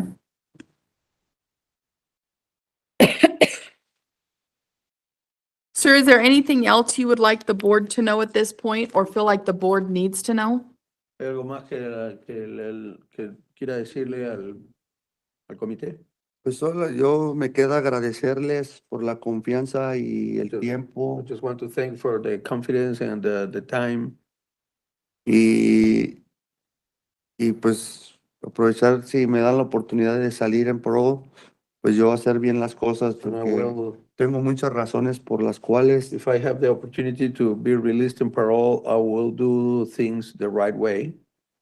mis razones es mi familia, My reasons are my family, mi nieta que no conozco my granddaughter that I don't know, y más porque yo sé que la comunidad que me conoce sabe que voy a hacer bien las cosas. especially because of the expectations that the community that knows me knows that I will do my things well. Okay. Well, sir, what I plan on doing is taking the information we discussed today, compiling that into a report and submitting that to the board. Lo que voy a hacer es utilizar la información que hemos compartido hoy día. Voy a crear un reporte y se lo voy a enviar al Comité de Libertad Condicional. The board is made up of 5 members. It takes a majority vote for them to make a decision in your case. El comité está conformado por 5 personas y se requiere un voto mayoritario para poder tomar decisiones acerca de su caso. Usually it takes about 2 to 4 weeks for them to get that decision out to you. Se tarda entre 2 y 4 semanas para que ellos tomen una decisión y se la hagan saber. You currently have a 16-month guideline, which puts you at December 1st, 2024. Usted tiene usted está sometido a una norma de 16 meses, las cuales se cumplen en diciembre. What day on December? 1st. El 1 de diciembre.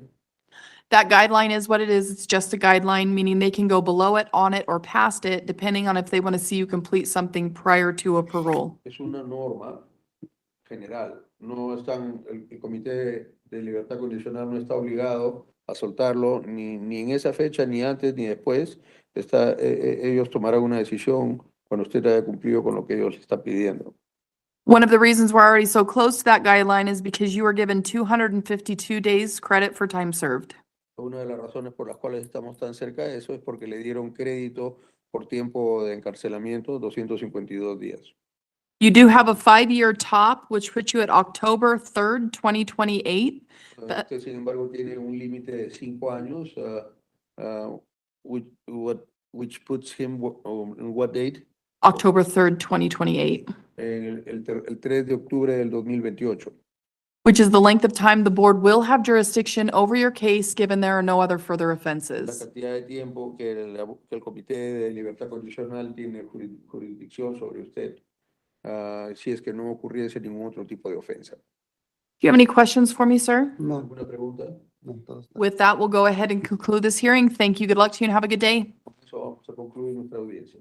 Ok, lean.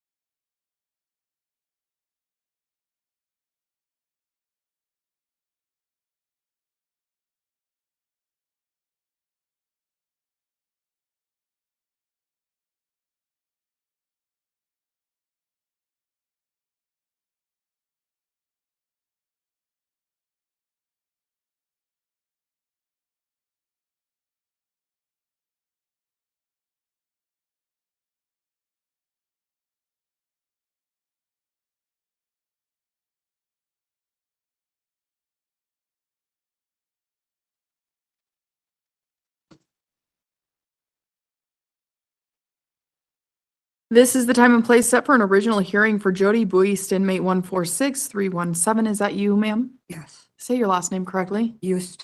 So no, okay. I'm Kathleen. I'm a hearing officer with the Board of Pardons and Parole. I'll be conducting your hearing today. Because I'll be taking testimony from you, I'm going to have you raise your right hand for me so I can place you under oath.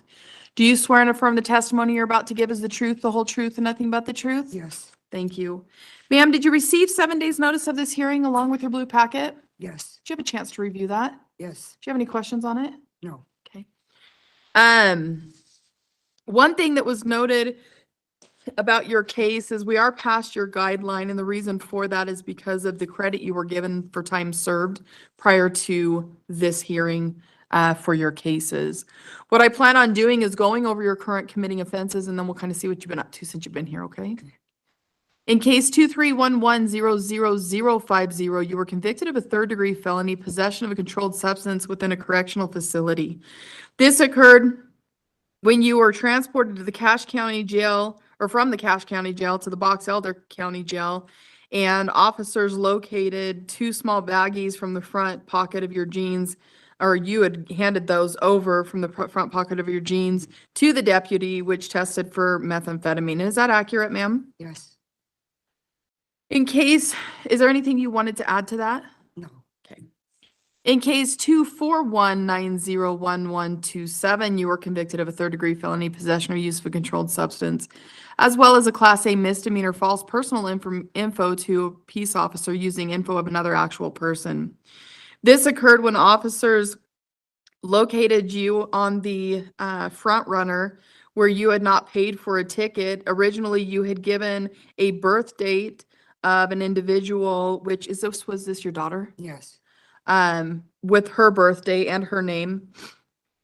Officers eventually found that you had warrants out for your arrest, and as they transported you to the jail, you had stated originally that you had nothing on you, but when officers searched you, they found a blue glass pipe in your bra and 2 baggies containing substances of methamphetamine. Is that accurate, ma'am? Yes.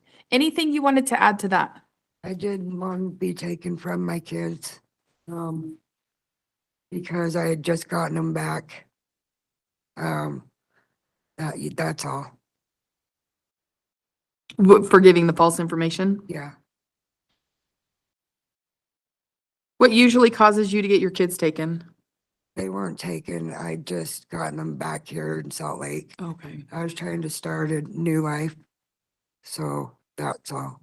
Tell me about your substance use history. My husband passed away. So I was with him for 28 years. And that caused me to use When did he pass? 3 years ago. I'm still dealing with the pain of that loss. Had you used substances prior to that ever? Yeah, but we had gotten away from that. We moved to Tremont. We were clean for 17 years. Okay. Yeah, So it was kind of like a prior lifestyle? yeah. My husband said we packed up a trailer and we moved to Tremont and we were clean for 17 years. Okay. And then this kind of just caused you to relapse? Yeah. What do you think's going to help you stay clean? I'm hoping to get into Orange Street. I heard a lot about it. And they, I guess, have a lot of resources. Okay. And I'm hoping to get there and get clean. Okay. And, well, they, like I said, have a lot of resources. My kids are older. I have one 17-year-old. Where's she at? She's living in Arizona with people that can help her. And my 27-year-old is trying to get her back and she can take care of her while I'm doing this. Okay. Ma'am, do you have any mental health diagnoses? Yeah. Okay. Tell me about those. I'm bipolar Okay. and I'm getting help right now in the jail, in the prison. Are you on medications? Yeah, How do you feel like they're helping? they're helping. Okay. Were you on meds before? No, I was on methadone Okay. for 17 years. I was on that. That's how I had help. Was that helping your bipolar then? Yeah. I bought a house and my husband was on it too, Okay. so. Were you on that while you were using, or did you stop taking that and begin using? I stopped taking that and began using. Okay. Is that your only diagnoses? Yeah. Okay. How's your physical health, ma'am? I have congestive heart failure. Okay.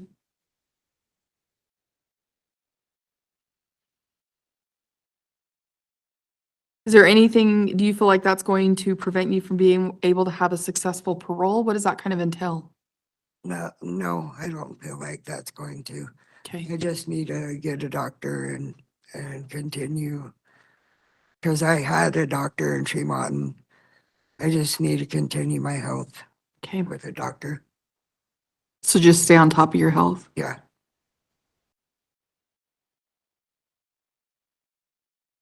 Take medications for whatever. Okay.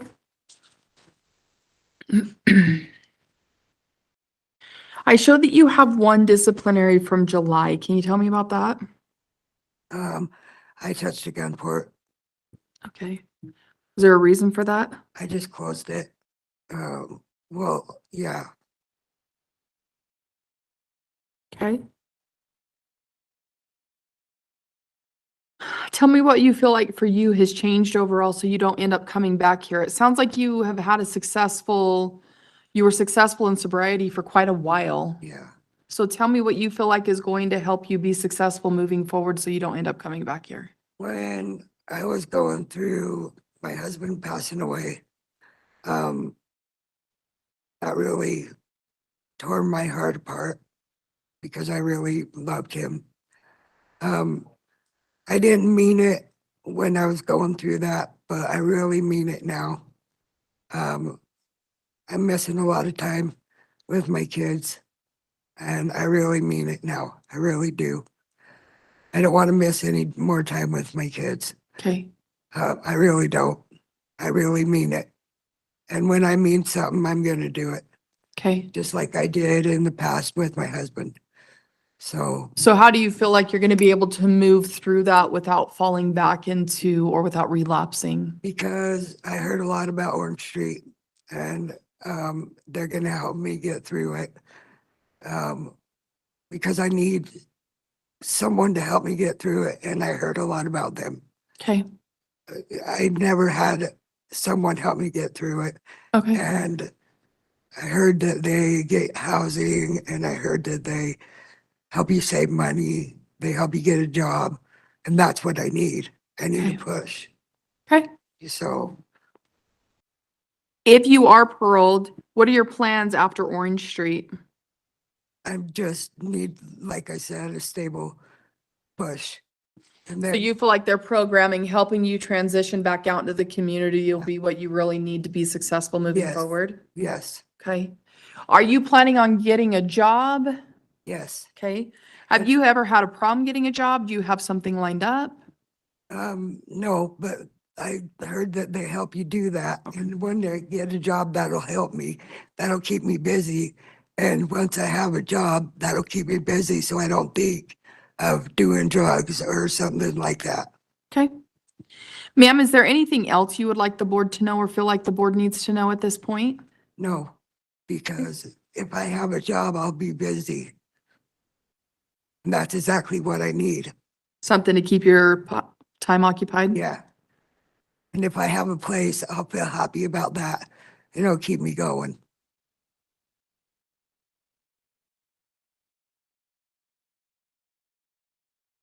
I'll feel established. I'll feel happy. Okay. Well, ma'am, what I plan on doing is taking the information we discussed today, compiling that into a report, submitting that to the board. The board is made up of 5 members. It takes a majority vote for them to make a decision in your case. It usually takes about 2 to 4 weeks for them to get that decision out to you.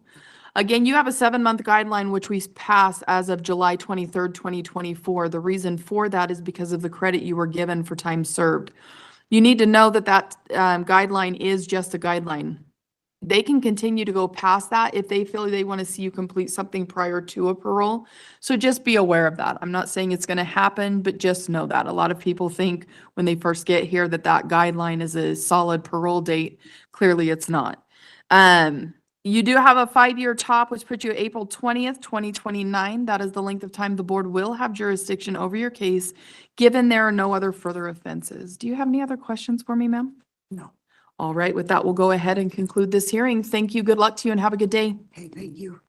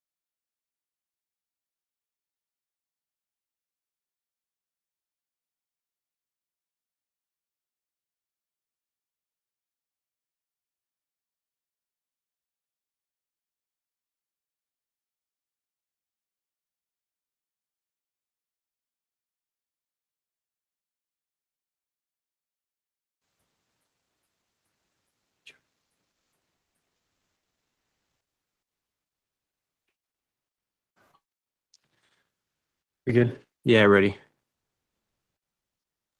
Okay.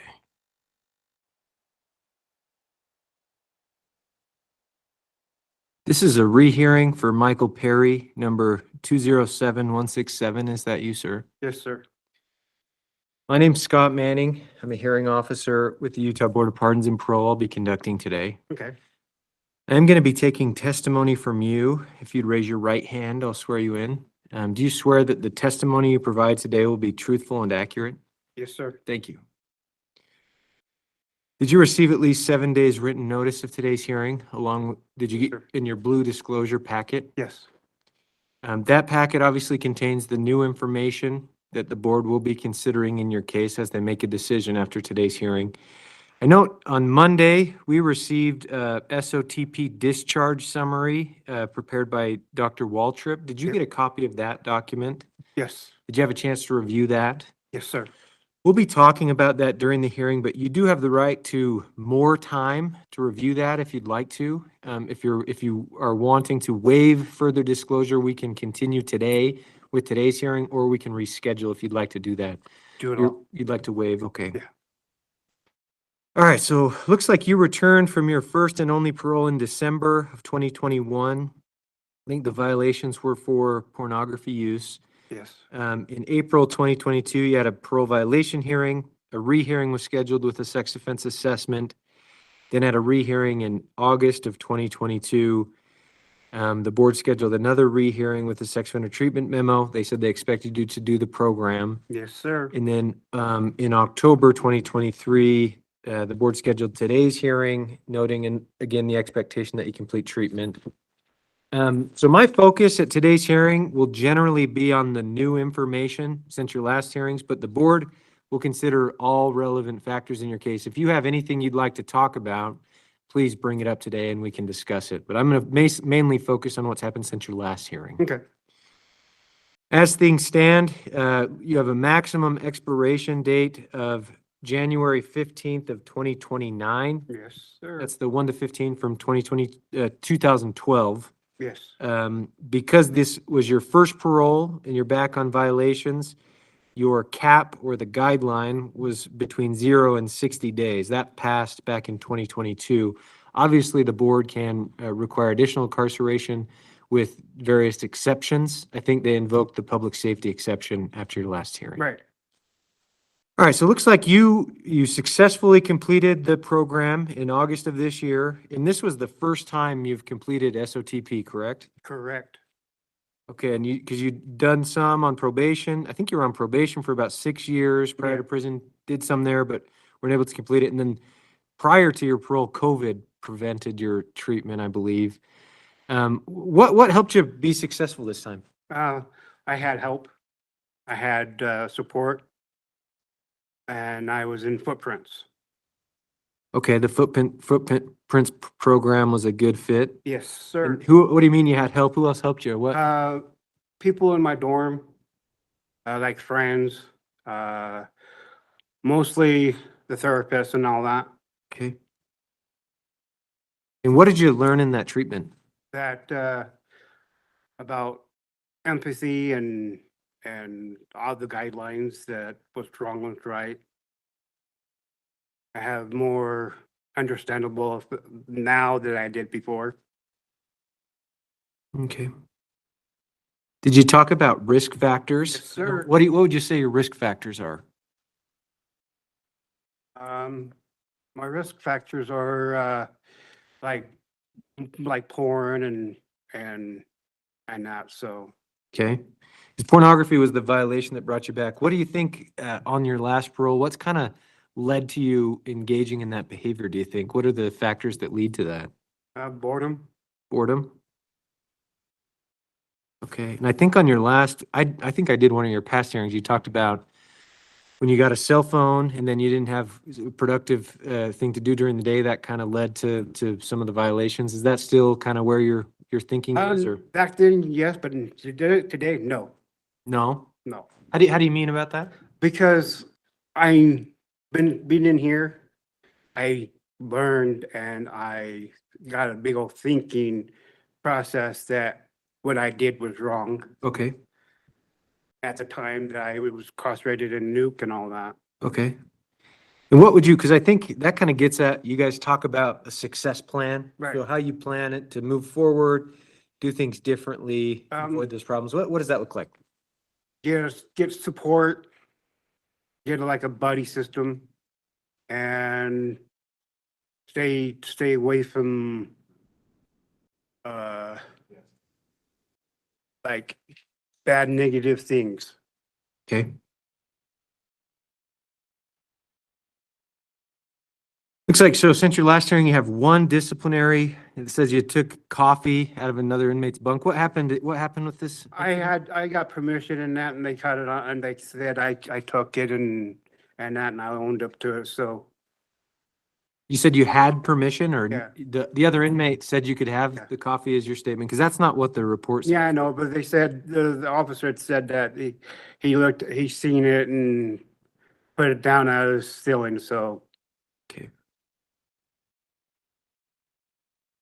But it says, so you had a job, you have a job as a unit worker, you've received good ratings from your supervisor. Looks like you're still in the solid program? No, they moved me. Okay. When was that? Huh? How long ago did you move out of there? Like last week. Okay.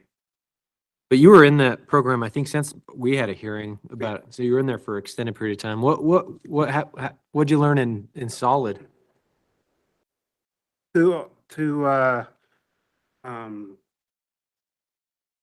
be more, what do you call it, empathy and all that? Be more what? Empathy? Empathy? Yeah. Okay. So I think in solid, you're doing productive things throughout the day, doing classes, presentations that you're Right. going to. Right. Did staying active and Active, yeah. engaged, did that help you with things? Yes. Okay. And some of those talked about empathy and the importance Empathy of what that. and, yeah. Okay, so we got the discharge summary from Dr. Waltrip. Looks like it identifies an above average risk of reoffense using the standard assessment tools. Notes that you successfully completed the Footprints program. Talks about victim empathy. Says at the start of treatment, you made statements that indicated thinking errors such as minimization. Right. Minimization. But you've taken feedback in that area is what it says. What additional have you learned about victim impact or the impact of your decisions and behaviors on other What people? I did to my victim was wrong. And I learned off from it. And I will not do it again. I will not touch another kid or anybody like that ever again.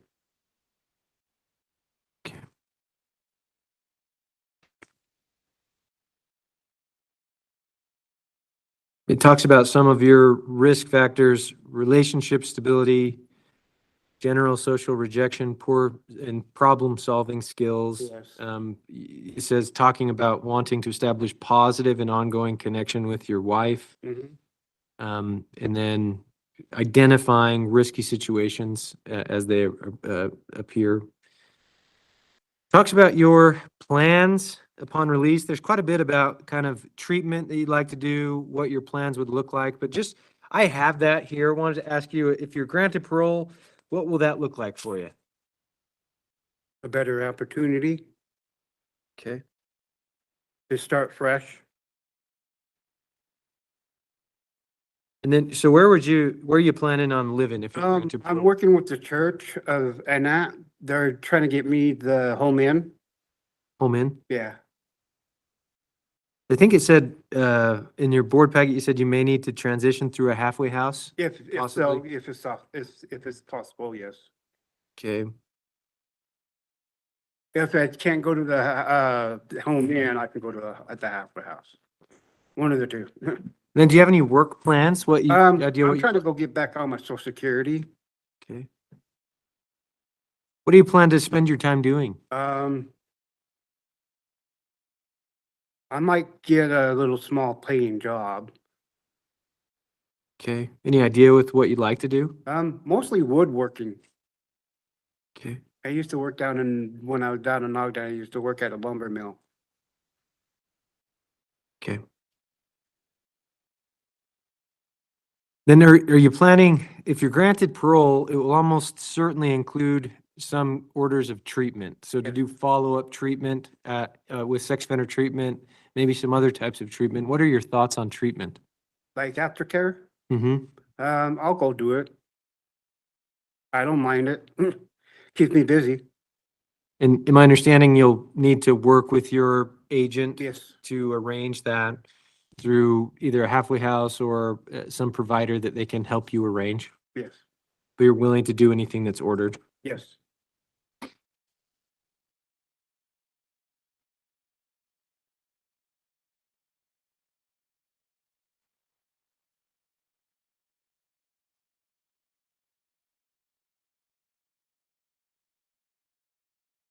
I think at your last hearings, you've kind of discussed and the possibility of maybe benefiting from a transitional program to help with stability as you're transitioning into it. I think kind of just needing possibly some assistance in that regarding establishing the stability and of functioning of everyday life as you're transitioning. What do you think would help with that? I don't know. Can't remember. I don't know. Do you think like, because there's the mental health support services program, Yeah. transitioning through a halfway house, do you think that would be beneficial to To help you? you, like, behavior, mental health, yes. Okay. I was there once before when I was on probation, Okay. and that helped. And then are you still, because I think in the board packet, you said you maybe plan to live with your girlfriend? Yeah, I'm trying to. Okay, is that maybe something you're thinking about, or I'm thinking on it. where is that? Cedar City? And is this a long-term wife or girlfriend that you've Uh, mentioned, or? Yes, I've been with her for 7 years. Okay.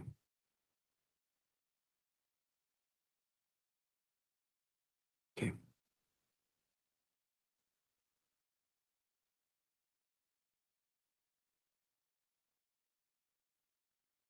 Okay. And if you're granted parole, like your last parole, it will almost certainly include Group A, sex offender conditions, so that requires all treatment, no contact with your victim unless approved, no contact or association with children under the Right. age of 18 unless approved. Do not go places where children congregate or are expected to congregate, have no do not possess pornography or sexual stimulus material, have your residence or jobs approved. I think on probation prior to prison, you had some struggles with these things. Yes. What are your thoughts about that? If you're granted parole, how do you plan to comply with those things?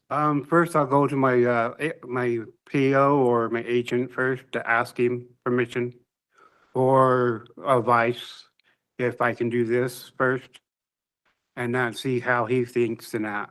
Okay. Yeah, I would recommend step one is understanding what's required of you. Right, And that, if you're granted parole, is talking to your agent, knowing what that means. And then as things come up, certainly asking, communicating. yes. Without that, I don't see much chance of success. So I'd Right. encourage you to do that if you are granted parole. I've read some of your past submissions regarding mental health. I think in the current packet, your report diagnosed bipolar depression and anxiety. Would you say those are accurate diagnoses? Yes. Any other diagnoses? I have a hearing problem. Okay. But you're hearing me okay today? Yeah, I got my hearing aids in. And you're taking various medications, correct? Are those for Correct.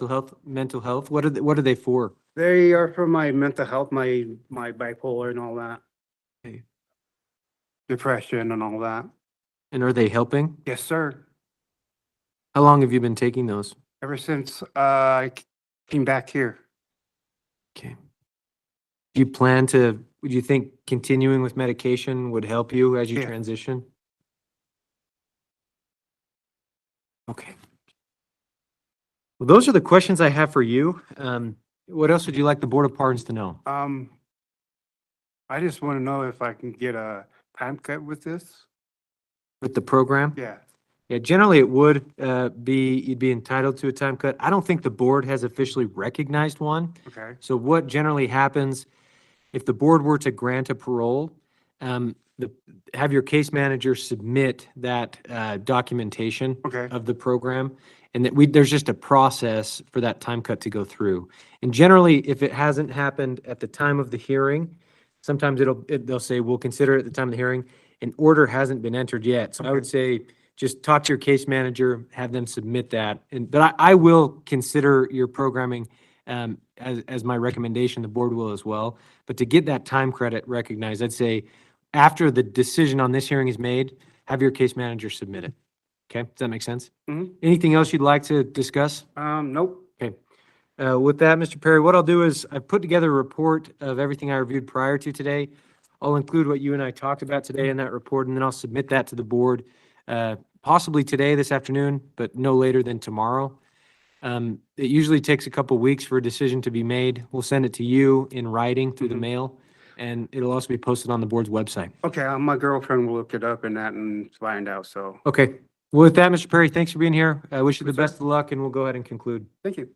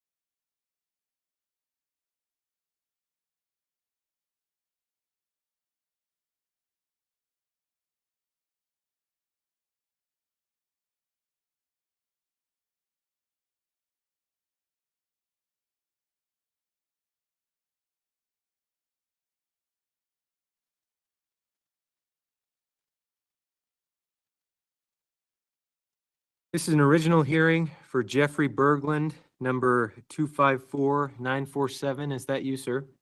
Yes. My name's Scott Manning. I'm a hearing officer with the Utah Board of Pardons and Parole. I'll be conducting today's hearing. I'm going to be taking testimony from you. If you'd raise your right hand, I'll swear you in. Okay. Do you swear that the testimony you provide today will be truthful and accurate? Yes. Thank you. Did you receive at least 7 days written notice of today's hearing along with your blue disclosure packet? Yes, I did, sir.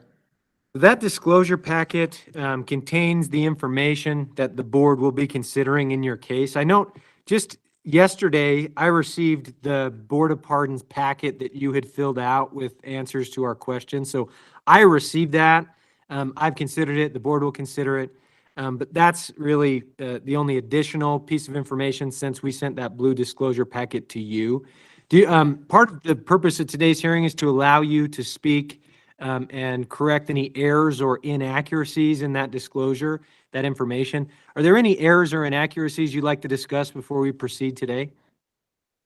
Yes, I did go through some rehabilitation training or classes through the Davis County Jail and also DBH. It's called the MRT program.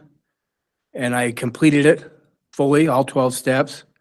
I started that in the Davis Jail and finished at Davis Behavioral Health.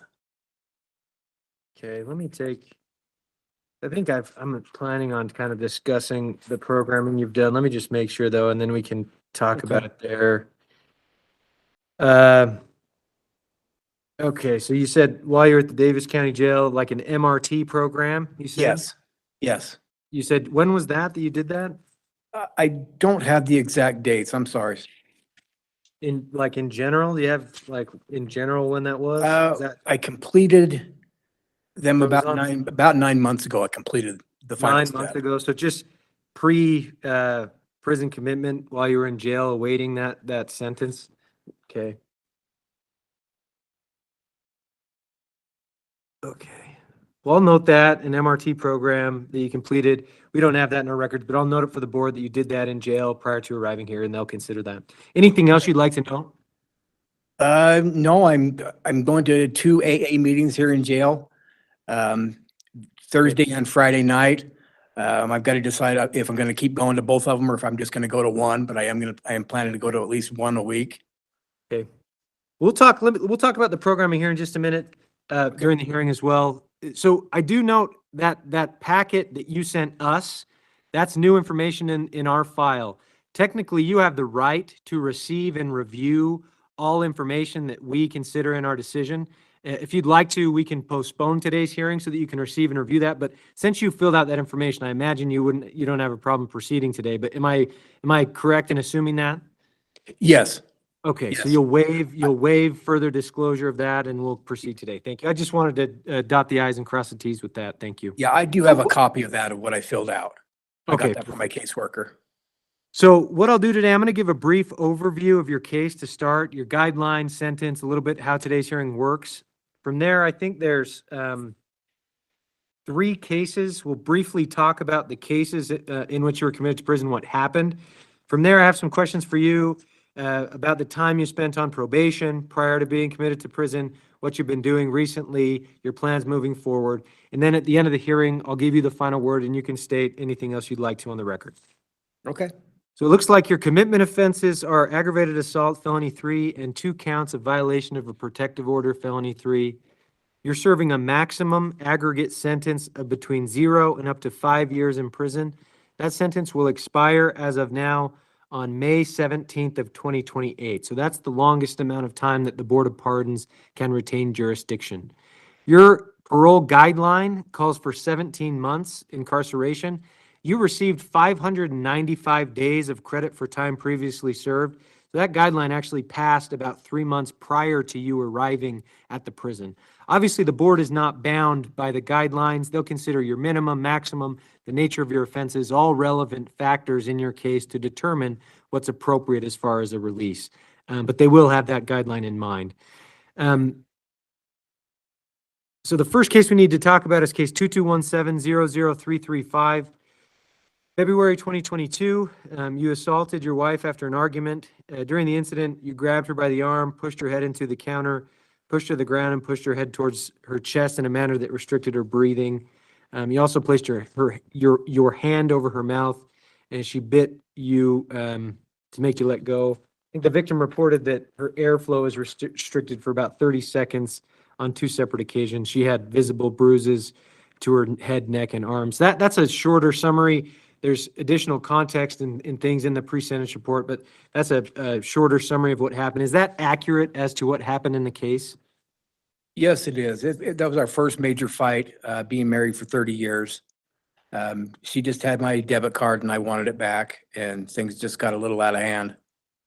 And I regret it. I regret that for the rest of my life. And what led to this occurring? You know, certainly some concerning behaviors in domestic violence on your behalf in this case. What led to that, you engaging in those things? I was drinking pretty heavily at the time, and I wanted my debit card back so I could go and purchase more alcohol. And she was looking out for my best interest, but my safety. by not giving me that debit card. Okay. And I forced her to give it back to me. Okay. Then the next two cases, 2217-01181, 2217-01217. In July of 22, on the 3rd and the 15th, I believe you sent the victim text messages and called the Yes. victim in violation of a protective order. What led to you contacting the victim in violation of protective order? I just wanted to know if there was any way we could work things out and remain a married couple. Like I said, this was our first major fight in 30 years. I loved her. I still love her. I love her very much. I didn't threaten her in any way in either of those text messages. I just asked if there was a way that we could get together and talk and maybe begin to reconcile. Okay. Well, I note if you're granted parole, it will almost certainly include domestic violence conditions, and that will include a condition of no contact with the victim unless approved, generally Yes. by a domestic violence therapist and your supervisor. I also note that a continuous protective order has been entered and served in the case as well. So certainly no contact in that regard. I note some of your written submissions in the board packet about hoping for contact, et cetera, but are you willing to abide by orders of no contact at this point? Absolutely. Okay. I do note as well, I think in the aggravated assault case in 2022, the court ordered restitution of just over $1,000. Have you paid any of that restitution? I have paid over $1,000 in restitution. If I remember correctly, there were two amounts that I paid. One was around $800 and the other was around $200. There And I were made two those in- separate orders, I believe, for separate things. Okay. And so your statement, have you paid all of that, you believe, or there's? Yeah, I there's made still some? two payments of approximately $500 each at Davis County Courthouse. Okay, well, I'll note that for the board, and then I may have our restitution specialist look into that, just because that's a factor that the board always considers Okay. as they make their decision, so. And I do have documentation at my parents' house on those payments. Okay. As far as, so it looks like you had no convictions until 2021 at age 52. I think at that time you had some intoxication convictions. That you were on court probation when the first commitment case occurred. And I think you're on probation for about 2 years. My review of the file suggests struggles, violations. You had the intoxication at Walmart incident out pretty early on in October 2022, the criminal mischief. And then you had, I think, a scram monitor for 9 months. There were, in June 23, alcohol use violations. I think you completed the Valley Camp program, but that wasn't approved through your supervisor. So violations for not doing programming as approved or ordered. And then I think 3 or 4 times probation was restarted after these violations. Ultimately, looks like in a program in July and August of 2024, there were tampering with the scram monitor. And then also, I think, UAs that showed abnormal creatine levels that it suggested had been tampered with, et cetera, which was part of the jail release program. And after those violations, that resulted in the commitment to prison. So, you had a 3 or 4 chances at probation that were restarted. What do you think led to you, not being able to comply with those conditions of probation? First of all, I thought Valley Camp was an approved rehab center for me to go to. That was a condition for me to be released from the Davis County Jail, was me attending Valley Camp for 3 months. And which I'm I not did. saying that's necessarily a negative thing, but I think the Okay. reports that we have in the file discuss, you did Valley Camp, it described it in certain ways, but the reports at least suggest that wasn't the understanding of your agent, which certainly I don't want to get into the details of. That seems like it was a positive thing, right? I think It was. my general question is, the general compliance 3 or 4 times with violations, and then what seemed to be falling back into alcohol use and substance abuse, which kind of was the underlying issue. What insight do you have into, I guess we could frame it as if you're granted parole, there's going to be similar conditions, right? Treatment as ordered, Certainly no alcohol abuse, alcohol-related conditions to similar to probation, the domestic violence conditions, which will require evaluations and treatment, not only that are good things and that you want to do, but are approved and are ordered by your supervisors, et cetera. So if you're granted parole, what do you think you need to do differently so that you don't run into the same issues? I need to keep myself busy, keep my time occupied. I've got a full-time job waiting for me, hopefully, when I get out. Want to get back into an exercise routine, have positive influences, positive friends. I've got an AA sponsor that's in my life, one of my biggest supporters, also my sister. She's a big supporter, and my parents. Just lean on them when I can, and just stay as busy as possible. Okay. I know I've struggled with alcohol in the past. I don't do drugs. Haven't done drugs. Just got to stay away from alcohol. Okay. And I guess, so living in Clinton with family, correct, is the plan as of now? Yes, sir. And then the job, kitchen manager, were you working that job at times while you were on probation? Yes. The same job, and you're hoping that's available to return to? Yes, I've been in touch with my manager there, just giving her updates as I find out what's going on. Okay.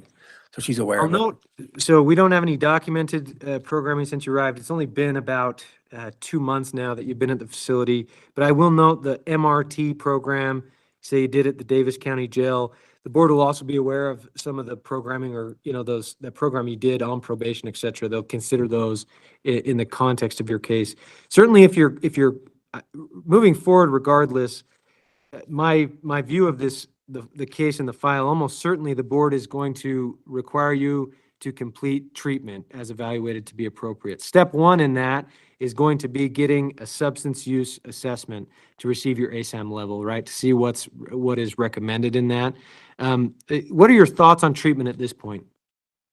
I did go through quite a bit of treatment at Davis Behavioral Health, did some anger management classes, some thinking error classes. It was part of the RSAT program that I took part in jail and at DBH. That was the one that really, not the violations of the rules of the RSAT program were the violations that brought this prison commitment on. Is that the same program that you're talking about? What was that question? I'm sorry. You were in that RSAT program immediately prior to the prison commitment, right? And the violations of that RSAT program were ultimately what brought us to the prison commitment. Am I understanding that correctly? Yes, that's correct. Okay. Okay, well, I think regardless, the board is going to want you to be involved in substance use treatment, as I recommended before. If you're allowed to do that in the community, given another chance to follow through with treatment in the community, what would be your plans on where you would do that and how you'd approach it? I would do it wherever was possible, wherever it was convenient. Hopefully through Davis Behavioral Health. They're fairly close to where I'm living. Okay. And if you're granted that chance, what do you think will be different? Because you struggled with it for about 2 years on probation, and certainly, as you've discussed today, that alcohol use seems to be a risk factor related to the domestic violence behavior that occurred also, and that's really the risk factor that we're talking about today. If you're granted another chance, what needs to be different so that you can address things appropriately? I just need to stay positive and stay active, keep my mind busy, keep my body busy, just occupy my time doing positive things. I know you don't have any disciplinary violations. Housing staff gives a positive report of your behavior and attitude since you arrived. We've talked about your release plan. I think the file talks about at times, as far as mental health, in the past, having some symptoms of depression. Have you ever had a mental health diagnosis in the past? What would your understanding of any mental health diagnoses you have? Just mild depression and anxiety, Okay. which I am taking medication for, and it seems to be helping. Okay, so you are currently taking that? Okay. Yes. I've been working with mental health here at the prison. Now, I think you listed your meds in the board packet you submitted. I won't state them now, but those are Yes. generally dealing with mild symptoms of depression and anxiety. Okay. Yeah, there's depression, anxiety, a seizure medication, and a blood pressure medication. Okay, so part mental health related, part physical health related with those medications. Okay. And how would you describe your mental health currently? Good, real good.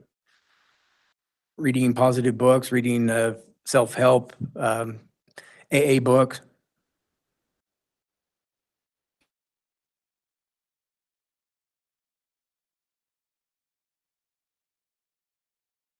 All right, well, those are the questions I have for you. Is there anything else you'd like the Board of Pardons to know?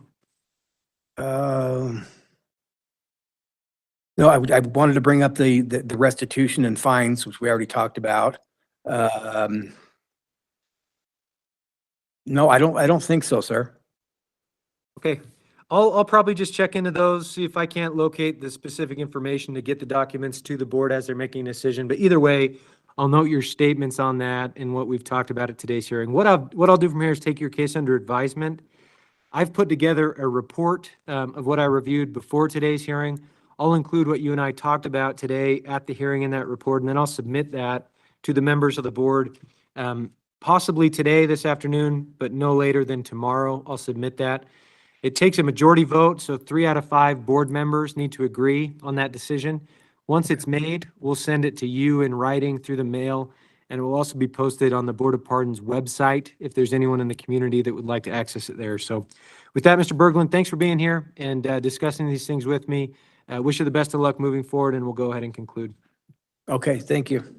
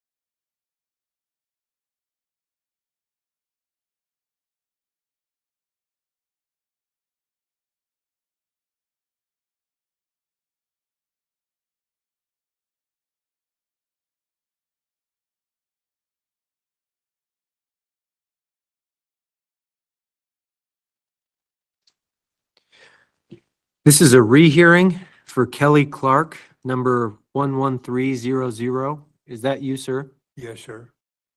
My name's Scott Manning. I'm a hearing officer with the Utah Board of Pardons and Parole, and I'll be conducting today's hearing.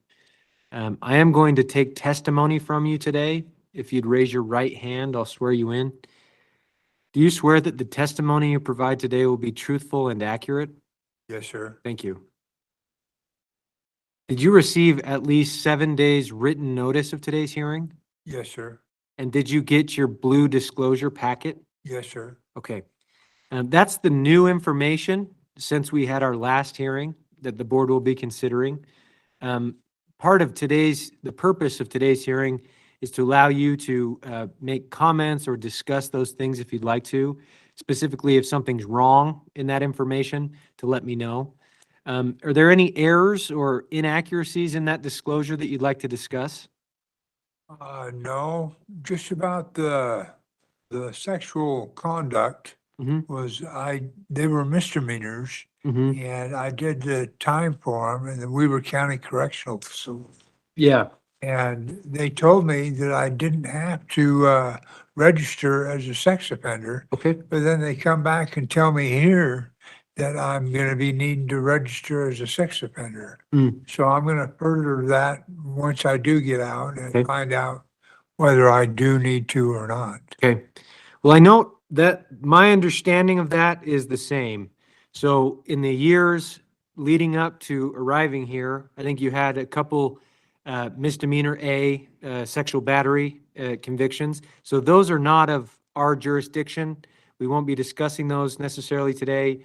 Okay. As far as you needing to register, I would, if you're granted parole, the sex offender registry would be the people to talk to, okay? The specific whether or not you need to require, I would just say, if you're granted parole, figure it out with them, okay? Okay. As far as the assessment, and really the main purpose of today's hearing is to discuss this psychological evaluation.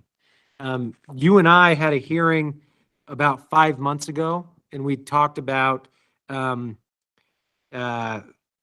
know, the commitment cases, which led to you being committed to prison. We talked about the time leading up to those cases. We talked about your criminal history, your supervision history, your mental health history. We talked about a lot of things about 5 months ago, you and I. And after that hearing, the board scheduled today's hearing, and they requested this psychological evaluation. So the main purpose of today's hearing is to discuss this new evaluation. And it talks about some of those past offenses and convictions. So we'll kind of get into that a little bit during the hearing. Does that make sense to you? Sure. Okay. Okay, yeah, we'll talk about those in just a minute. So just to review the history, you arrived at the facility in August of 2022. The board in January 2023 scheduled an original hearing. They said they expected you to do substance use treatment and be compliant with your case action plan. We had, you and I, an original hearing in June of this year, 2024. After that hearing, the board scheduled today's hearing with a psychological evaluation. So as I said, I'm not gonna re-talk about everything you and I talked about a few months ago. I'm gonna mainly focus on this psychological evaluation. But if there's anything at all that you'd want to discuss today about any of the things we talked about last hearing, or anything at all, please bring those up and we'll discuss them, okay? Okay. And just to review, you're serving a maximum sentence of between 0 and up to 5 years in prison. That sentence will expire on March 12th of 2027. So that's the longest amount of time that the Board of Pardons can retain jurisdiction over your case. Your guideline calls for 34 months incarceration. That guideline would lead to you being released on December 19th of 2024. After today's hearing, the board will make a decision on the appropriateness of release. They don't have to follow the guideline. They'll consider all relevant factors in your case to decide what's appropriate from there. Does that make sense to you? Yes, sir. Okay. Okay, so I'm going to go over this psychological evaluation. It was conducted by Dr. Malm. And you received a copy of this document? Yes, sir. And you had a chance to review it. You asked about, so the sex, do you have any other questions or concerns about the document? No, sir. So did I answer your question about the past sex offenses? Did you have questions about that?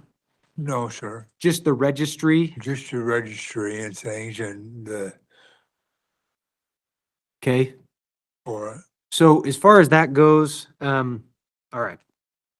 To start, it gives diagnoses of schizophrenia, major depressive disorder, mild, it describes it, antisocial personality disorder, methamphetamine type use disorder, and those are the diagnoses that it lists.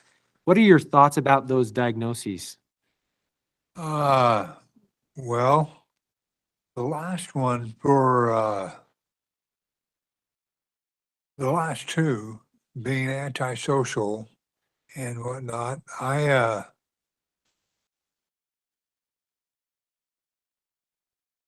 tended to stay away from people, mostly, and to be on my own as a homeless individual.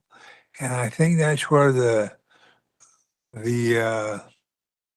antisocial came in.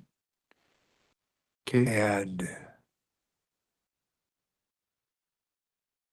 with the crystal methamphetamine use, I did on occasion, not very often, use crystal methamphetamine, and it didn't help me at all. And I know I need to stay away from it and to stay off of it. And also, if I'm granted parole, I plan on not using anything, not drinking, not anything. And just staying clean and sober and Okay. staying on my medications and getting help through Weaver Human Services is, I think, my best outlook. Okay. And you're taking the Haldol shot, So I get a shot a month. 1 a month? Yes, sir. Okay. And it helps with your symptoms? Yes, sir. What does it help with? It helps with the voices and stuff. It kind of takes away from the voices, and still they come around and whatnot. And I don't know if they're hallucinations or if they're real. I think they're real people is what they are. They're not really devils or anything like that. And I think that with the Halidol, it helps to calm me down. And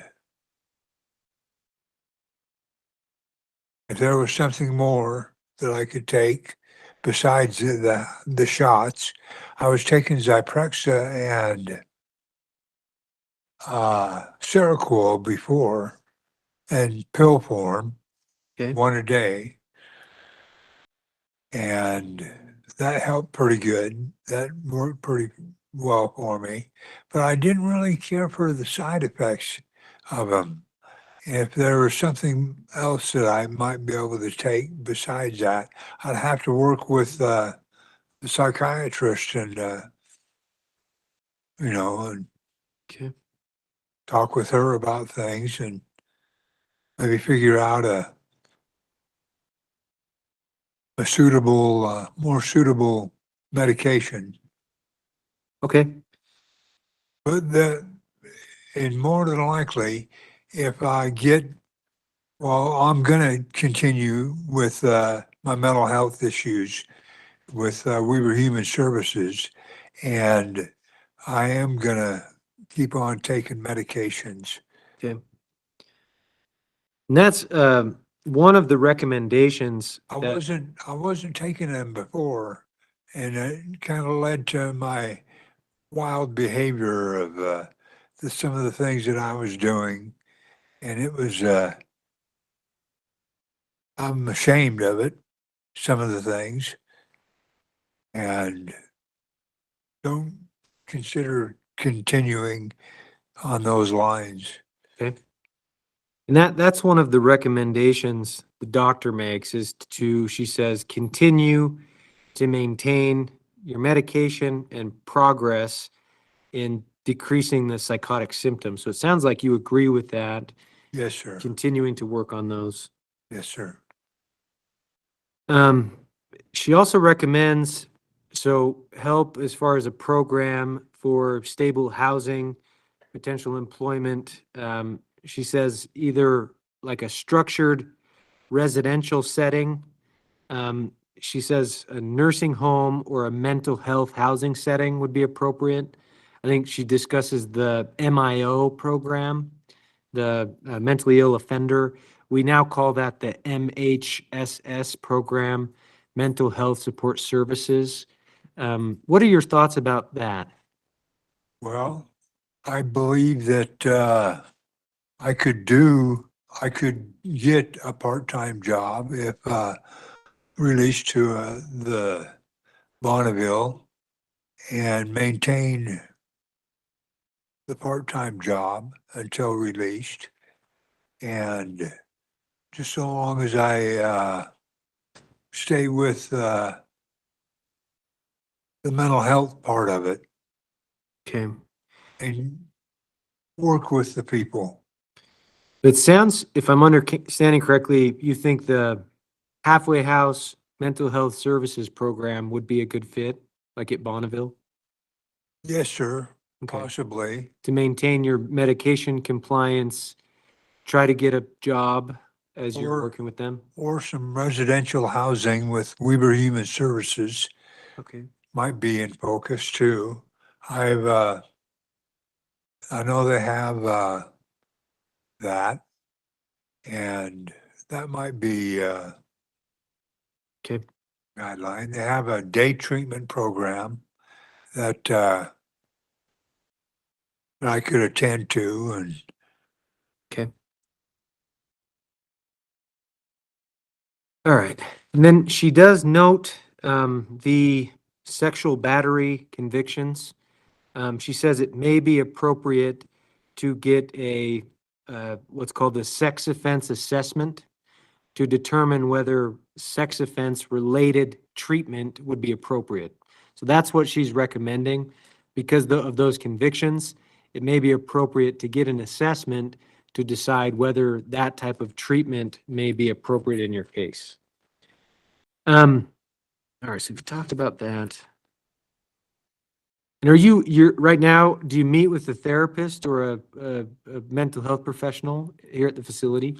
no, I haven't. I've been working with, I've been seeing mental health Okay.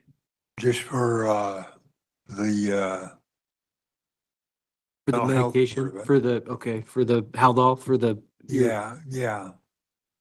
And And is that just once a month? yes, sir. I'm due to see her again Okay. pretty soon. What do you do during the day? How do you spend your time here? I walk, Walk? Like in the yard or in the section? yeah, in the yard. I go out to the big yard once in a while and walk the yard, and I read in my Bible, and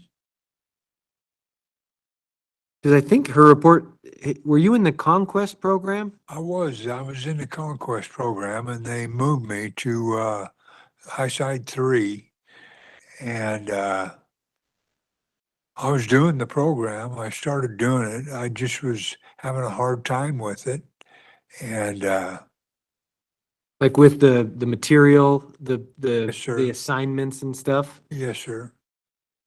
Okay. What was hard about it for you? Well, it, I couldn't concentrate on it. I couldn't get into it as much as, and focus my attentions towards doing it due to the fact of the voices and the things and whatnot. And Okay. I couldn't focus. Okay.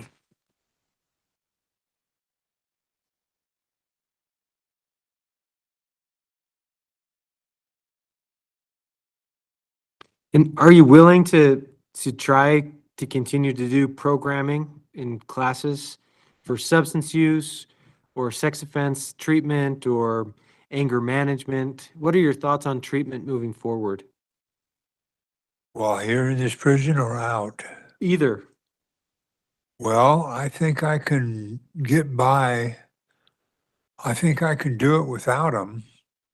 I just got to make the decisions to not reoffend and stick by, and stay with it, stay with those guidelines. I think that I don't have the problems that led up to my crimes. They were more or less due to just being homeless and not having a residents and lack of caring. Okay. But if the board, let's say after today's hearing, they say they want you to do a substance use treatment program, do you think you'd be able to do that? Would you be willing to do that? I don't know if I'd be able to do it. Because of the not being able to focus on the assignments and the things you talked about earlier? Yes, sir.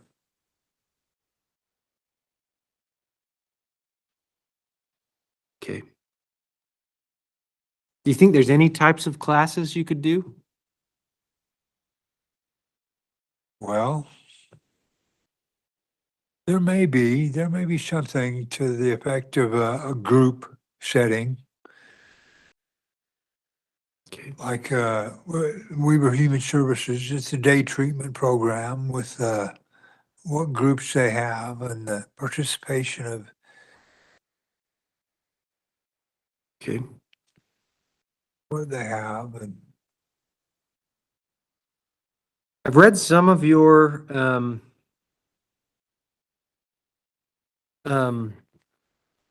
plans as far as if you're granted a release plan. So we've talked about where you plan to live and in possibly getting your social security, maybe a part-time job, maybe do treatment through Weber Human Services. I've read some of your comments that you wrote in, working with your church, having some support from family in the community. I think one of them lives out of state. But wanted to ask you, if you're granted parole, what other plans would you have as far as where you'd plan to live, work, do treatment? What would help you be successful? I plan on continuing walking, and I plan on going fishing, and I plan on going to Weber Human Services is my mainstay. That's the main thing that I'd stay with. Okay. It'd be like a social structure for me. The format and Okay. with the people that are, on the. Okay. I do know you still have no disciplinaries. I think you've worked as an ADA helper for a few days. You've kind of worked, it said, I think had a stipend while you were in the program for a few months. Housing staff gives a positive report of your behavior. Do you have a job right now? No, I applied for the print shop, and I'm in the process of waiting on that. There's a guy that Mr. Snyder that is trying to get me on to the print shop. Okay. What helps you? You haven't received disciplinaries, seem to have a routine here in the facility, have stayed out of trouble. What helps you do that while you're here? I believe it is prayer and having faith in God that it'll be a better future than what it has been in the past, and that I have a hope for a place of my own. Okay. Well, those are the questions I have for you. Did I cut you off? Did you have something else to say? No, sir. Okay. Those are the questions I have for you. Is there anything else you'd like the board to know? Just that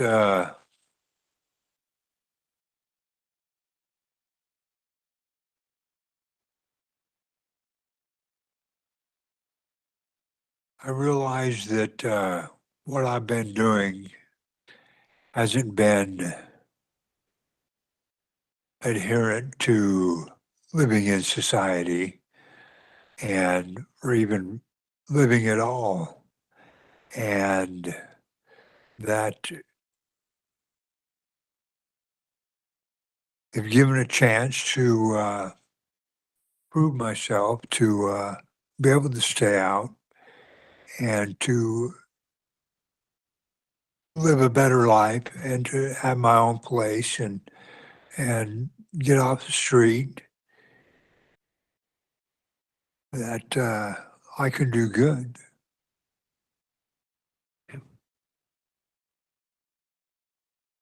What I'll do from here is take your case under advisement. I've put together a report of what I reviewed before today.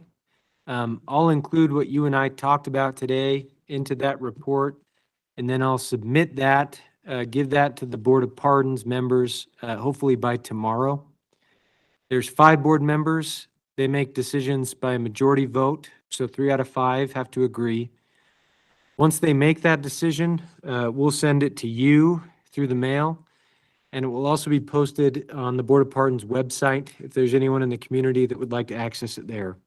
So with that, Mr. Clark, thank you for being here today and answering my questions, discussing these things with me. I wish you the best of luck moving forward, and we'll go ahead and conclude. Okay, thank you, sir.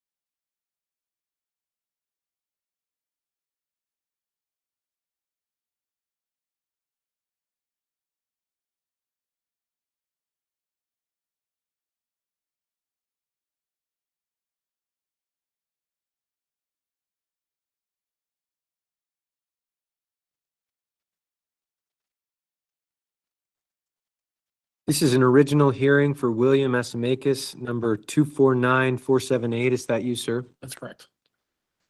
My name's Scott Manning. I'm a hearing officer with the Utah Board of Pardons and Parole. I'll be conducting today. I am going to be taking testimony from you. If you'd raise your right hand, I'll swear you in. Do you swear that the testimony you provide today will be truthful and accurate? Yes, sir. Thank you. Did you receive at least 7 days written notice of today's hearing with your blue disclosure packet? Yes, sir. That disclosure packet contains the information that the board will be considering as they make a decision in your case. Part of the purpose of today's hearing is to allow you a chance to speak on that information, to point out any errors or inaccuracies that may be in there. Before I do that, we did receive, I think we sent to you yesterday, a October 30th, 2024 sex offense assessment by a Dr. Chandler. Did you receive a copy of that? Yes, I have. Did you have a chance to review that? I did. Okay, you do have the right to more time to receive and review it. If you want to, we can reschedule today's hearing. If you're willing to waive that disclosure, we can proceed today. I'm willing to waive it. Okay. And as far as all the disclosure, so the disclosure packet, this assessment, I'm planning to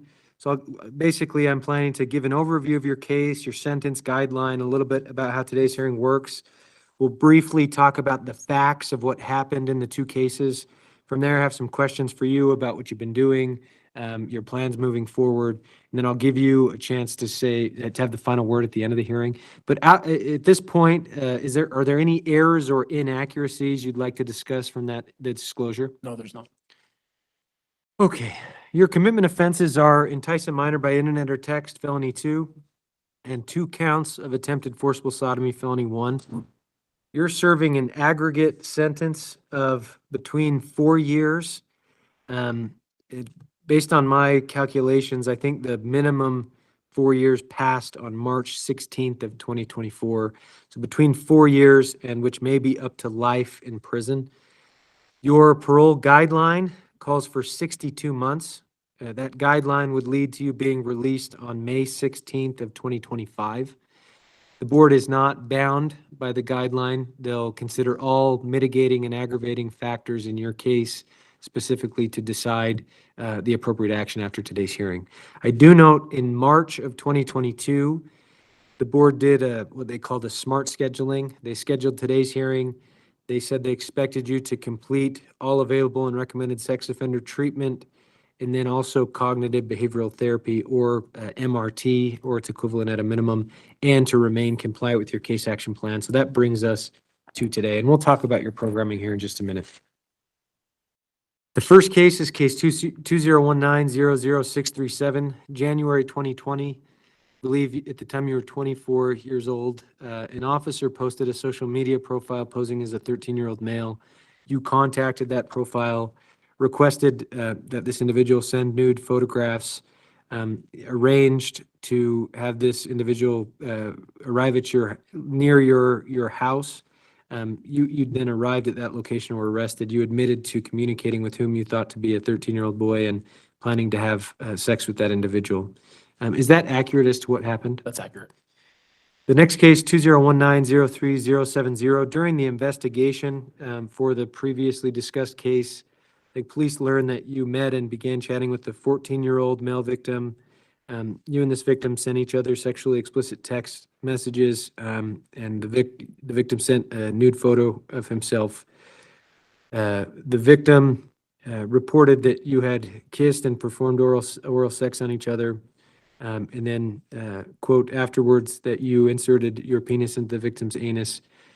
The victim stated this happened twice on a separate occasion as well. You admitted to engaging in this behavior. You said that you had engaged in sexual intercourse and oral sex with males under the age of 18 and using dating platforms to meet and communicate with these underage males. I've read your written submissions in the board packet that you submitted to us, but is that accurate as to what happened in the case? That is accurate. And you regularly met and engaged in sexual activity with these underage individuals? Am I understanding that correctly? And how often would you say this occurred? Not that often. Can you be any more specific about that? It happened maybe a handful of times. And what led to you engaging in that behavior? It was pure pleasure seeking that wasn't predicated on any regard for like the law or what is deemed right and necessary. It was just a time where sexual offending was more important than other aspects of my life at the time.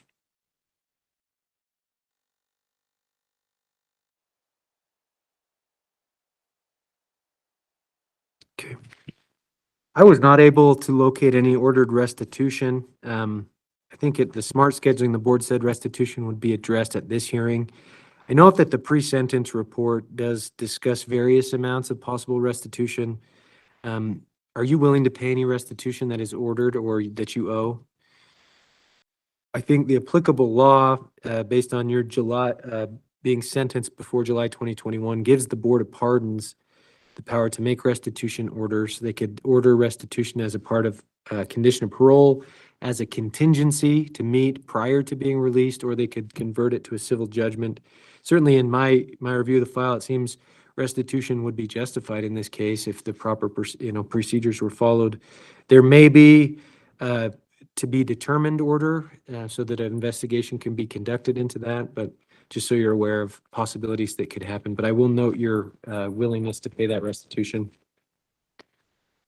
Since arriving at the facility in, looks like February 2021, you successfully completed interpersonal functioning, keys to a loving relationship twice, thinking errors, various life skills classes, MRT, pre-sex offender treatment. I think the institutional progress report says you've done some things on the tablet as well. I think you were unsuccessful in the SOTP program after 2 weeks in January of 2024. That's discussed a little bit in the assessment. And then you started the program again in October of 24, is that correct? Yep. Yes, sir. You've also, I think, worked on some college courses. Do you know when you're scheduled to complete the program? I'm scheduled to complete the program within 8 to 12 months. And that's from October, so I'm thinking close to June, July of next year. Okay. Because the assessment seems to, it says it recommends you do pre-SOTP, but you already did that. They're not requiring you to redo the They're not pre-SOTP. requiring me to redo You've that. just started with the core, so 8 to 12. All right, and then what have you learned in the treatments you've done, in classes you've done? I've learned that it is important to be. Sorry, I'm just a little nervous. That's okay. Take your time. That's why we're here, and take your time with what you need to say. I've learned that it is important to be a social unit and to learn social skills that are indicative of being a productive member of society. Those skills are anything from like reflective listening to thinking for a change, making sure that your thought patterns are correct and applicable. And I've also learned that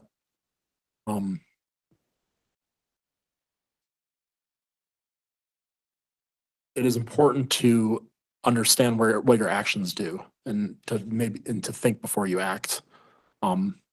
That's definitely part of what I've learned. Okay, thank you for those comments. In reviewing the file, the pre-sentence report has some comments about victim impact, and certainly wanted to ask your thoughts now. And I read your statements from the time of sentencing, the board packet, in regard to empathy, some of the thinking patterns, thinking errors that you made as well. What have you learned about the victim empathy side or the victim impact of how your actions affect others? I've learned that the victim was angry and withdrawn, and how that was important to understand that those actions don't happen in a vacuum. And just because I was seeking pleasure at the time, that doesn't mitigate other people's feelings and thoughts. I recognize that I'm very remorseful for the victim. I feel very remorseful for the victim, and I'm accountable. And I recognize the pathways that have led to that decision. Okay. Now, in treatment, I believe you talk about a success plan. You may not be there yet as your point in the program. Because it sounds to me like what thoughts do you have, success plan of how to change things, do things differently, and plan in the way to live your life to avoid the issues you've run into and to avoid these things? How would you describe your success plan? The best success plan is to keep eye on what is important and what's most important for my life and my ambition, and what will lead me to be healthy and happy, and not recommit offenses. So the biggest part of that is to maintain that resolve and that motivation throughout my life and in the future. Okay. So you received the sex offense assessment from Dr. Chandler. I guess, do you have any questions or concerns about that document? I do not. It identifies a well above average risk of a reoffense using the standard assessment tools. It notes that you completed the pre-program. It says you were removed from the program in January. It says, quote, for medication mismanagement resulting in you yelling at a staff member, leaving the building, and then it notes you're back into it. What led to the incident that resulted in you being removed from the program? Mainly it was sleep deprivation. I wasn't sleeping for a few days, and I had a manic episode related to my bipolar, and that led to the medication mismanagement and then yelling at staff. Like medication mismanagement, like there was a miscommunication about the medications you needed. You didn't get what you needed, and that you reacted in that way? Sir. Okay. There's a section titled Summary and Recommendations. It talks about your upbringing, your siblings and parents. It talks about some of your upbringing in high school, middle school, then your studies here in Utah. Talks about your hopes to continue studies. Talks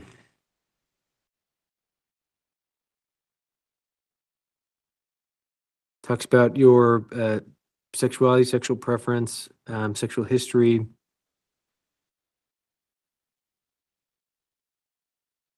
Says as far as sexual preference, a preference of between 14 to 16-year-olds. Is that accurate? Would you say, so you're sexually attracted to children or post-pubescent children, or how would you describe that? I'm attracted to a wide range of individuals, but the youngest is around 14, 15.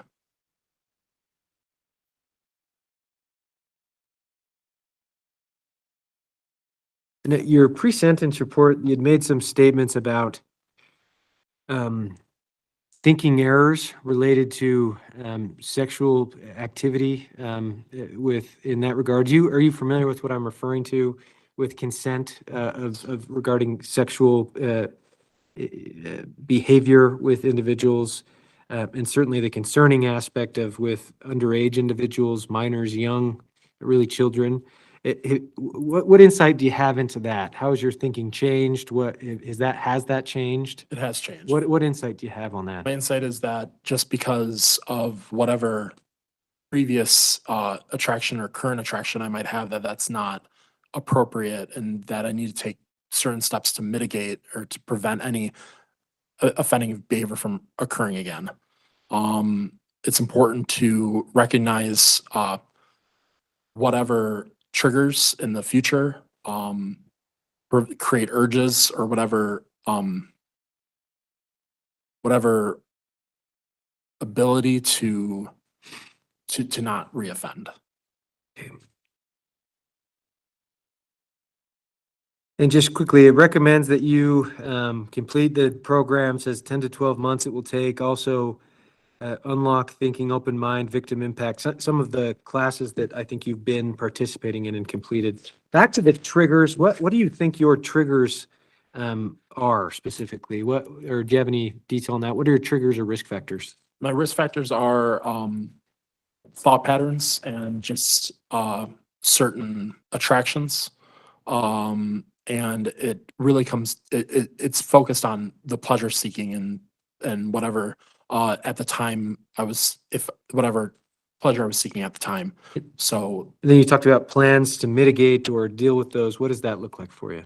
that looks like removing certain apps from my phone, to not to stay away from certain platforms online and in person, and to identify emotion and making sure I regulate my emotion correctly. Okay. Then, so you've had 5 disciplinary incidents, the first, I believe.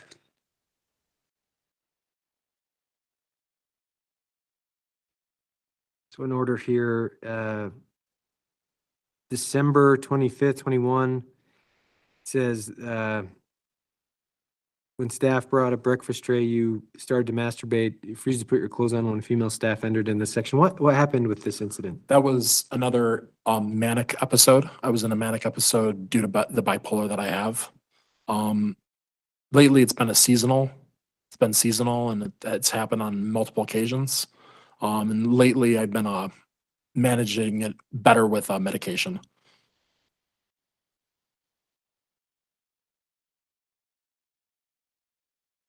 Okay, then 3 days later, says you made threats towards staff, I believe punched your door towards medical staff. What happened here? Still have that mania.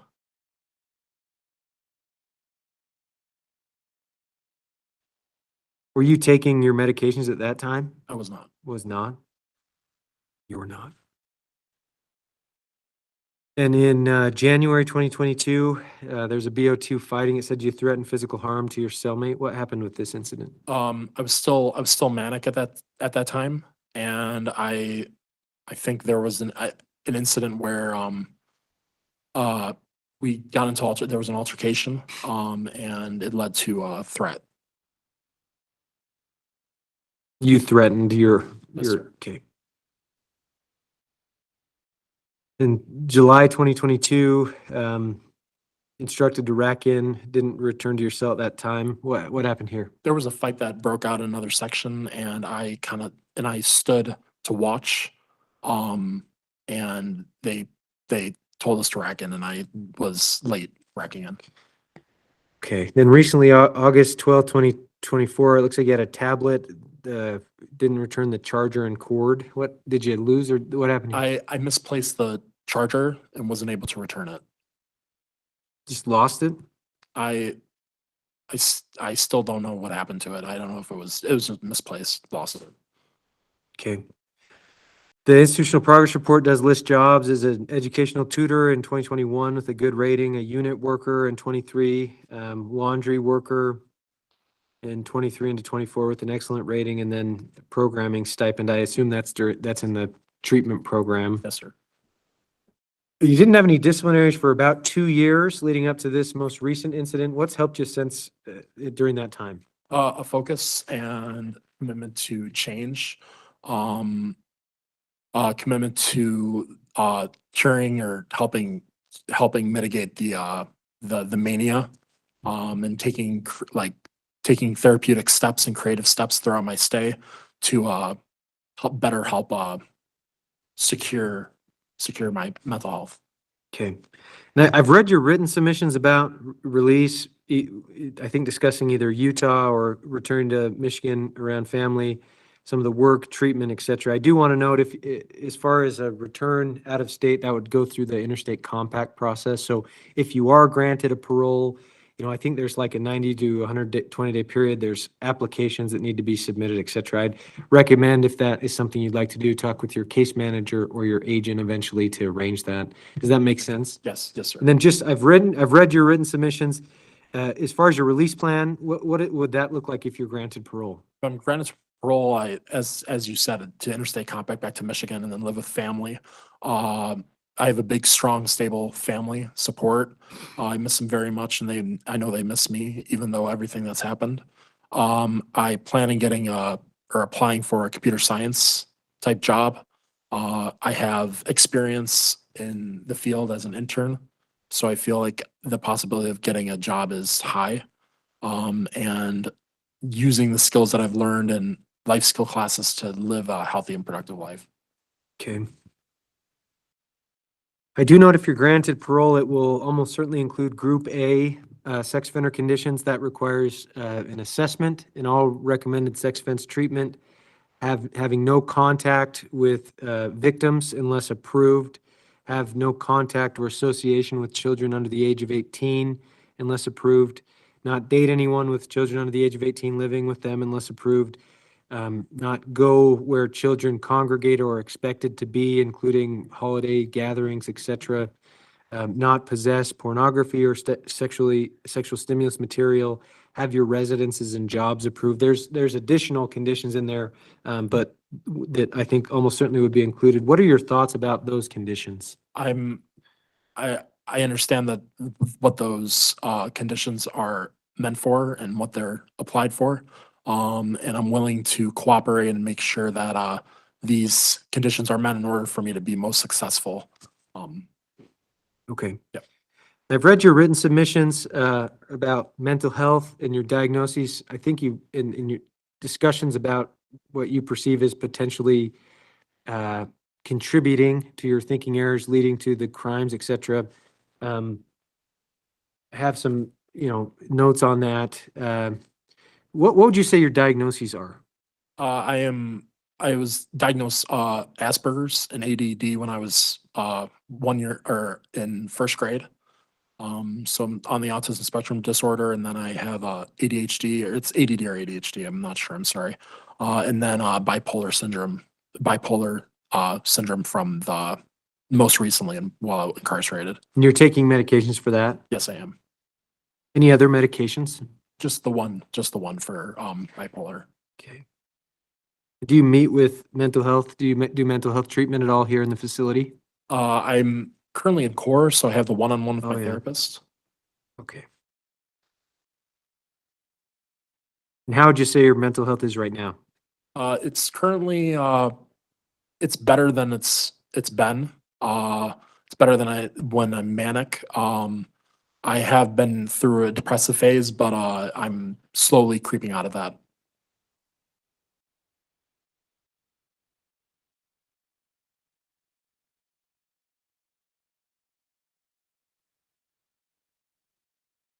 And how would you plan to manage or address your mental health if you're granted parole? I would continue taking medication that is, I would continue taking the medication I'm currently on, but if I needed to change medication or things change, I would follow up with a psychiatrist or a mental health provider. I would go to the pharmacy, make sure I have my medication and I'm stable. Okay. I think if you're granted parole, may include mental health conditions, which would require an assessment, following through with any treatment as needed over time as well. It sounds like you would agree that that's a good idea. Okay, those are the questions I have for you. Is there anything else you'd like the board to know? Just a closing remark and just, I've already addressed this, but just to reiterate that I am deeply remorseful for what I've done and I understand the damage is substantial. I am accountable for my actions and I recognize the pathways that have led me to what has happened. I'm aware of my autism diagnosis, and though I don't blame what I've done on the autism diagnosis, I recognize that it is something that must be dealt with and addressed in order to prevent any reoffending from happening. I am incredibly sorry for what I've done, and I hope the victim has had time to heal. And the victim I'm referring to is from the second case, and I hope he's successful. I'm ready to start the next chapter of my life, and I hope that, and I appreciate what all the board has done and giving me the opportunity to be here today.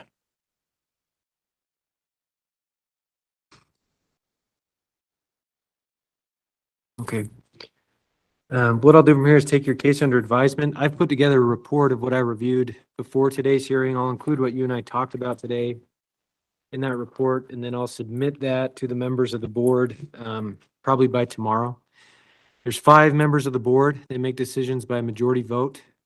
Usually that takes a couple weeks for a decision to be made. Once it is made, we'll send it to you in writing through the mail, and it will also be posted to the board's website if there's anyone in the community that would like to access it there. So with that, thanks for being here and discussing these things with me. Wish you the best of luck, and we'll go ahead and conclude. Appreciate it.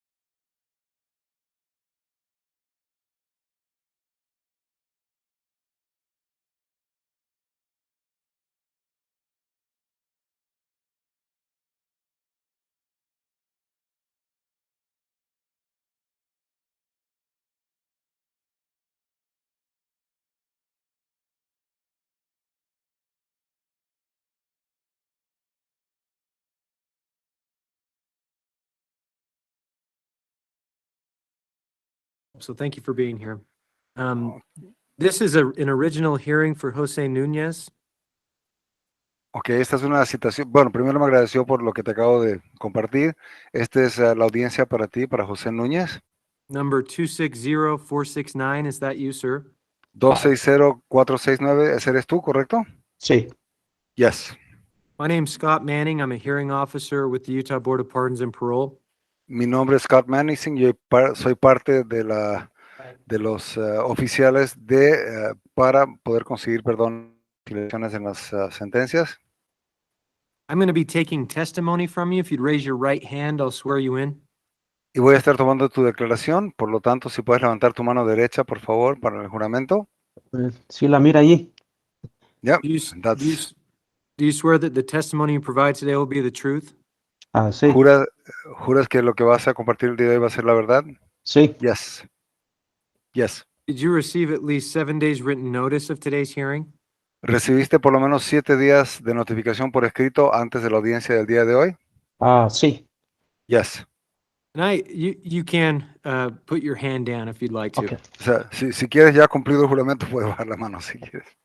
Did you receive your blue disclosure packet and receive at least 7 days written notice of today's hearing? ¿Recibiste tu paquete azul con toda la información pertinente por lo menos 7 días antes de la audiencia del día de hoy? Sí, Yes. One of the purposes of today's hearing is to allow you to identify errors or inaccuracies in that information. Uno de los objetivos del día de hoy es que tú puedas compartir si detectaste algunos errores o cosas que no estaban completamente correctas dentro de ese material que recibiste. I have some questions and we'll be talking about some of it during today's hearing, but are there any errors or inaccuracies you'd like to mention at this time? Y yo tengo algunas preguntas que quisiera hacerte al respecto, pero antes de comenzar, ¿tú has percibido o tomas nota de que hay algunas incongruencias o errores en la información que recibiste o está la información bien? ah, bueno, solamente dos dudas. Ah, I only have 2 doubts. una que creo que en los papeles que me llegaron decían que yo había sido transportado de San George a Logan, pero yo me entregué, yo fui personalmente a la cárcel. Okay, on the document it says that I was transported from St. George to Logan and I turned myself in at Logan personally. I wasn't Okay. transferred per se. I'll note that and okay, I'll note that for the board. Thank you. Okay, And what's the tomamos second? nota de esto para el consejo. ¿Y la otra cosa? Y la otra es de que, bueno, cuando tomé la oferta que me dieron, yo le pregunté a mi abogado que qué tipo de felonía estaba tomando o qué era lo que estaba agarrando. Entonces él me dijo que era una de tercer grado. Y cuando revisé los documentos, trae una de ok. Cuando when I asked my lawyer, I was agreeing to, my lawyer informed me that I was taking a 3rd-degree felony count, and continúa. Y los papeles los revisé y es una de primer grado, de agravado. Entonces no sé. And when I reviewed the papers, it's a 1st-degree aggravated felony, so there's Yeah. like a discrepancy So there. So You were convicted of felony 1. If there was miscommunication in sentencing, or you didn't understand your plea agreement, certainly that would be something you need to deal with at the sentencing court. okay, si es que hubo esa discrepancia entre, digamos, el acuerdo que tú hiciste, digamos, con el abogado, o si hubo una discrepancia en la sentencia per se, eso es algo que tú ya vas a tener que ver directamente con la corte específicamente. We're bien. bound by the sentence judgment and commitment that we received, and we will proceed with what that says, the order of the court. That's kind of where we are at the Board of Pardons.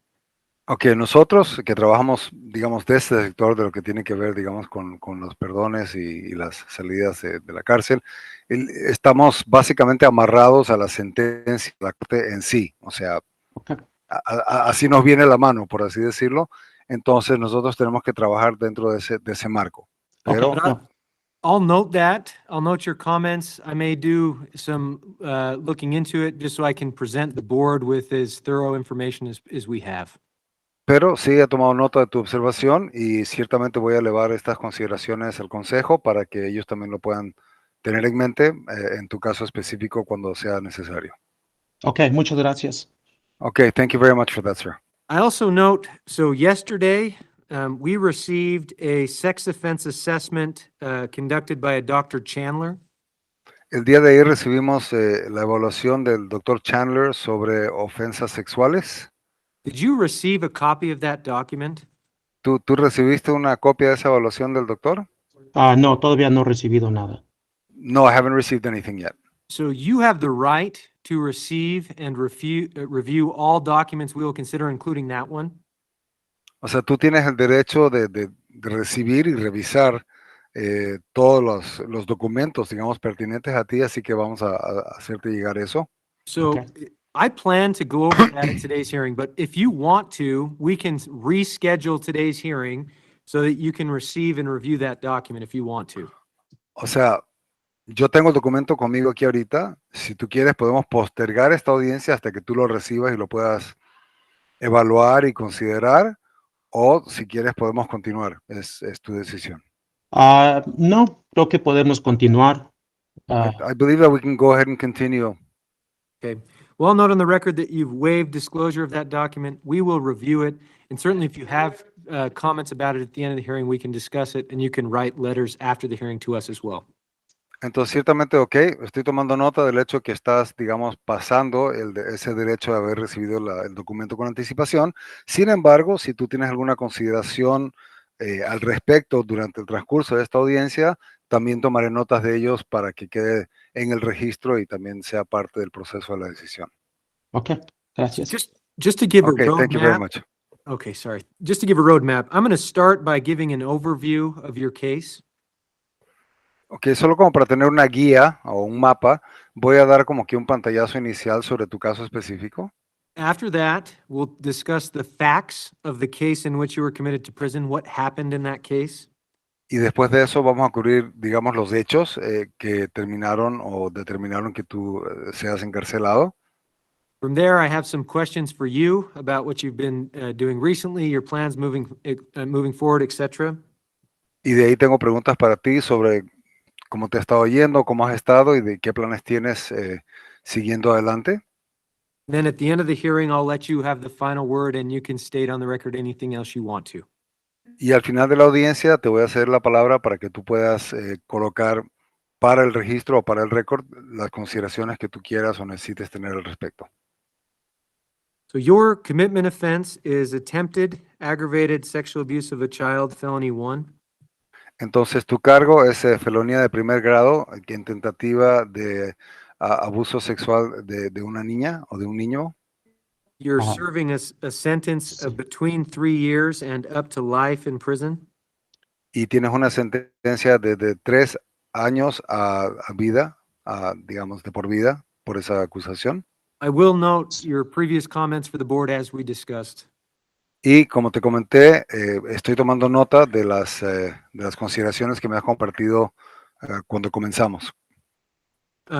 Based on my calculations, the 3-year minimum sentence will pass on April 5th of 2025. Según mis cálculos, la sentencia de los 3 años iniciales pasaría el 3 de septiembre del 2025, se cumplirían los 3 años iniciales mínimos. That included 582 days of credit for time previously served. Y eso incluye un crédito de 582 días por ya tiempo que tú has pasado en detención, detenido. O sea, se te registra. Sorry.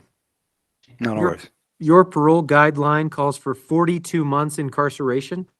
Y requiere por lo menos 42 meses de estar, digamos, confinado antes de estar disponible para poder ser considerado. Based on that guideline, you would be released on October 5th of 2025. Y en base a esa guía te liberarían el 5 de octubre de 2025. The board is not bound by that guideline. Y nosotros tenemos que acogernos a esa guía. In making the decision on release, the board will consider all relevant factors in your case. Y el consejo, para tomar la decisión, la determinación de tu fianza o de tu libertad condicional, va a tomar todos estos hechos en consideración. Okay, the case we need to discuss is case 2211000381. Entonces, el caso que tenemos que considerar, could you repeat the numbers, please? I didn't take note of them. Sorry, my bad. You're okay. 2211000381. El caso que tenemos a considerar es 22110381, Between approximately 2007 and 2011, que fue aproximadamente en 2007 al 2011, when you were between the ages of 28 and 32, cuando tú tenías entre 28 y 32 años. you sexually abused your stepdaughter, who was between the ages of 12 and 16. Abusaste sexualmente de tu hija, no tu hija natural, pero tu hijastra, que tenía Hijastra. 12 años. Hijastra, sí. The Yes. abuse consisted of forcing the victim to perform oral sex, Y obligaste a la víctima a tener sexo oral forcibly touching her vagina, y también tocando de forma forzosa su vagina forcibly penetrating her vagina with your fingers, y también penetrando forzosamente su vagina con tus dedos and forcibly engaging in vaginal intercourse. y también teniendo actividad sexual con ella vaginalmente. The abuse occurred weekly. The official version says, quote, at least once a week. El abuso ocurría de forma semanal, según el informe que tengo, sucedía por lo menos una vez a la semana But for 3 or 4 years. durante un periodo de casi 3 a 4 años. The victim reported this abuse to an officer in 2021, and you were charged shortly thereafter. La víctima reportó este incidente en el 2021 y tú fuiste acusado formalmente al poco tiempo de esto. Did the abuse occur as I just summarized? Is that accurate? Y el abuso que ocurrió, el resumen que te he dado es bastante, ¿es correcto el resumen que te he dado? No, no. No. As far as I can tell, you've never made a statement about what did occur. What did occur in this case? Según la información que yo tengo, tú nunca llegaste a hacer una declaración con relación al caso. Entonces, ¿qué sucedió? Tú no has compartido, tú no has dado una declaración, digamos. No he dado una declaración de las cosas porque, bueno, yo nunca penetré su parte interior de ella, su vagina.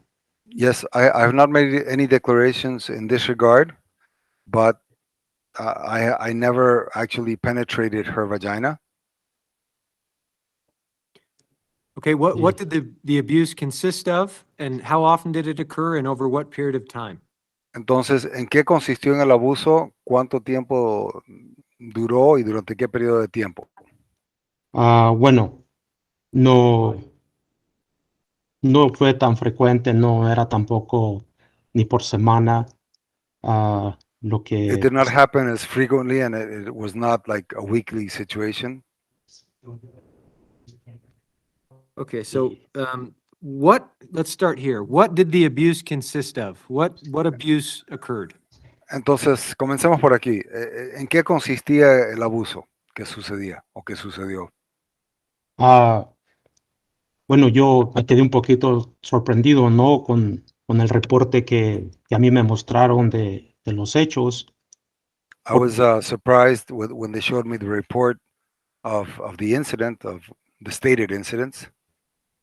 Porque, bueno, como le digo, sorprendido, ¿no? Porque yo nunca la penetré.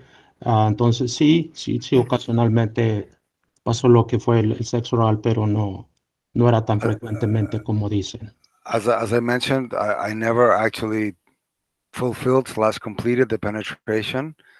Yes, there were instances where there was oral sex, but it was not as often as what you have stated. Okay, so there was oral sex. Was it monthly, yearly? How many times did it? Entonces, había sexo oral, pero sucedía, qué sé yo, mensualmente, o una vez al año, o sea, dame parámetros de tiempo. No, digamos que ya una vez al mes. pero no era planeado, por decirlo así. It was let's say once a month, but it wasn't like a planned / scheduled kind of thing that it happened like Okay. regularly.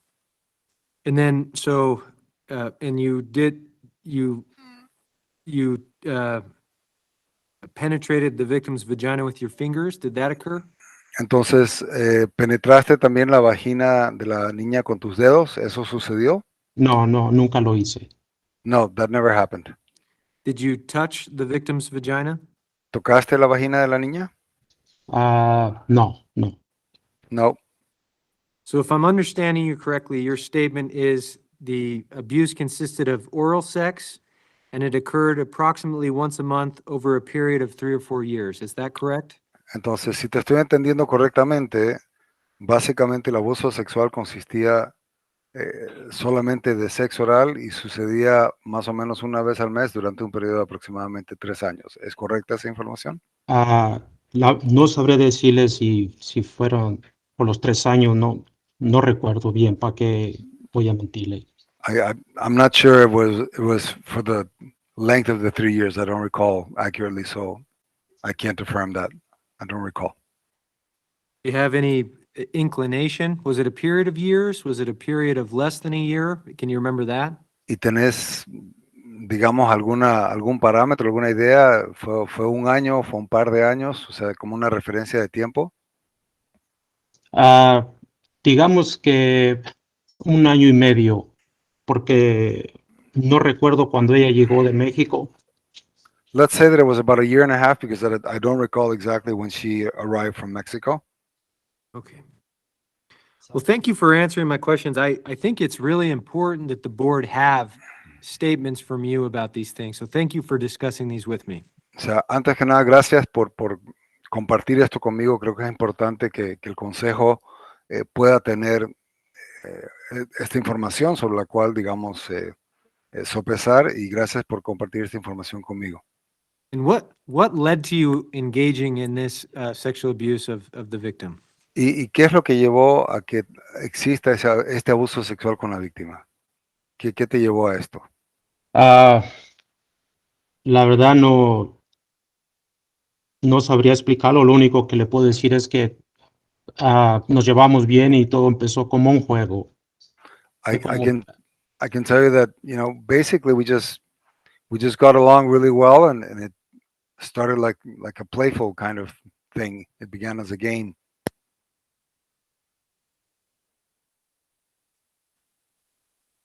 Okay. I'm not aware of any restitution that has been ordered or requested. No tengo ningún registro aquí de que había algún tipo de restitución que se ha solicitado o que haya sido requerida. But are you willing to pay any restitution that is ordered or that you owe? Pero ¿estarías dispuesto a pagar cualquier tipo de restitución o compensación que se determine que tú deberías cancelar o pagar? Sí, yo estoy dispuesto a hacerlo. Yes, I'm willing to do this. I don't think my report says you do not have a criminal history or past convictions outside this case. Is that correct? Y según el informe que yo tengo, tú no tienes ningún caso criminal o ningún tipo de otra situación, con la excepción de este caso. ¿Es correcta esa información? Sí, es correcto. Yes, that's correct. My records show you've not completed any treatment or programming since arriving at the prison in November of 2023. Y según los registros que tengo, no has participado en ningún programa ni proyecto desde que entraste a la cárcel en el noviembre de 2023. Have you done any classes or programs? ¿Has tomado algún tipo de clases o programas o alguna cosa? Bueno, no estoy enrolado en nada porque le pregunté al trabajador social y me dijo que esperara hasta que tuviera mi cita el día de hoy y ya lo que determinaran para mí, entonces yo ya podría comenzar a hacer lo que ellos me dijeran. I asked my social worker, and she stated that it would be advisable for me to have this hearing first, and that after this hearing, I should follow the guidelines and recommendations that resulted from this hearing. Did you do any classes or programming while at the jail? I think you were there for 582 days. Did you do any classes during that time? Y en los 580 y tantos días que estuviste en la cárcel, ¿tú tomaste alguna clase, algún programa de algún tipo mientras estuviste confinado? Bueno, en la sección donde yo estaba no había programas para nosotros. Lo único que había sí era el addiction recovery. In the section where I was, we really didn't have programs for us, with the exception of one for addiction recovery. Y ese lo tomé cuando estuve en la prisión. And I went ahead and took that course while I was in prison. Okay. Like, so in the commitment case, you just described that these acts were started as a game, et cetera. You talked about what led to these incidents occurring. En este caso, tú has comentado de que esta situación comenzó como si fuera como que un juego, y eso es lo que una cosa llevó sobre la otra. Sí. Certainly a 30-year-old male and a 12-year-old family member over whom you have a position of authority and trust or the facts we're talking about. O sea, ciertamente el hecho de que una persona ya de 30 años que tiene una posición de autoridad sobre una menor, estoy cubriendo los hechos, digamos. Do you have any insight into what led to that happening, a change of thinking about that?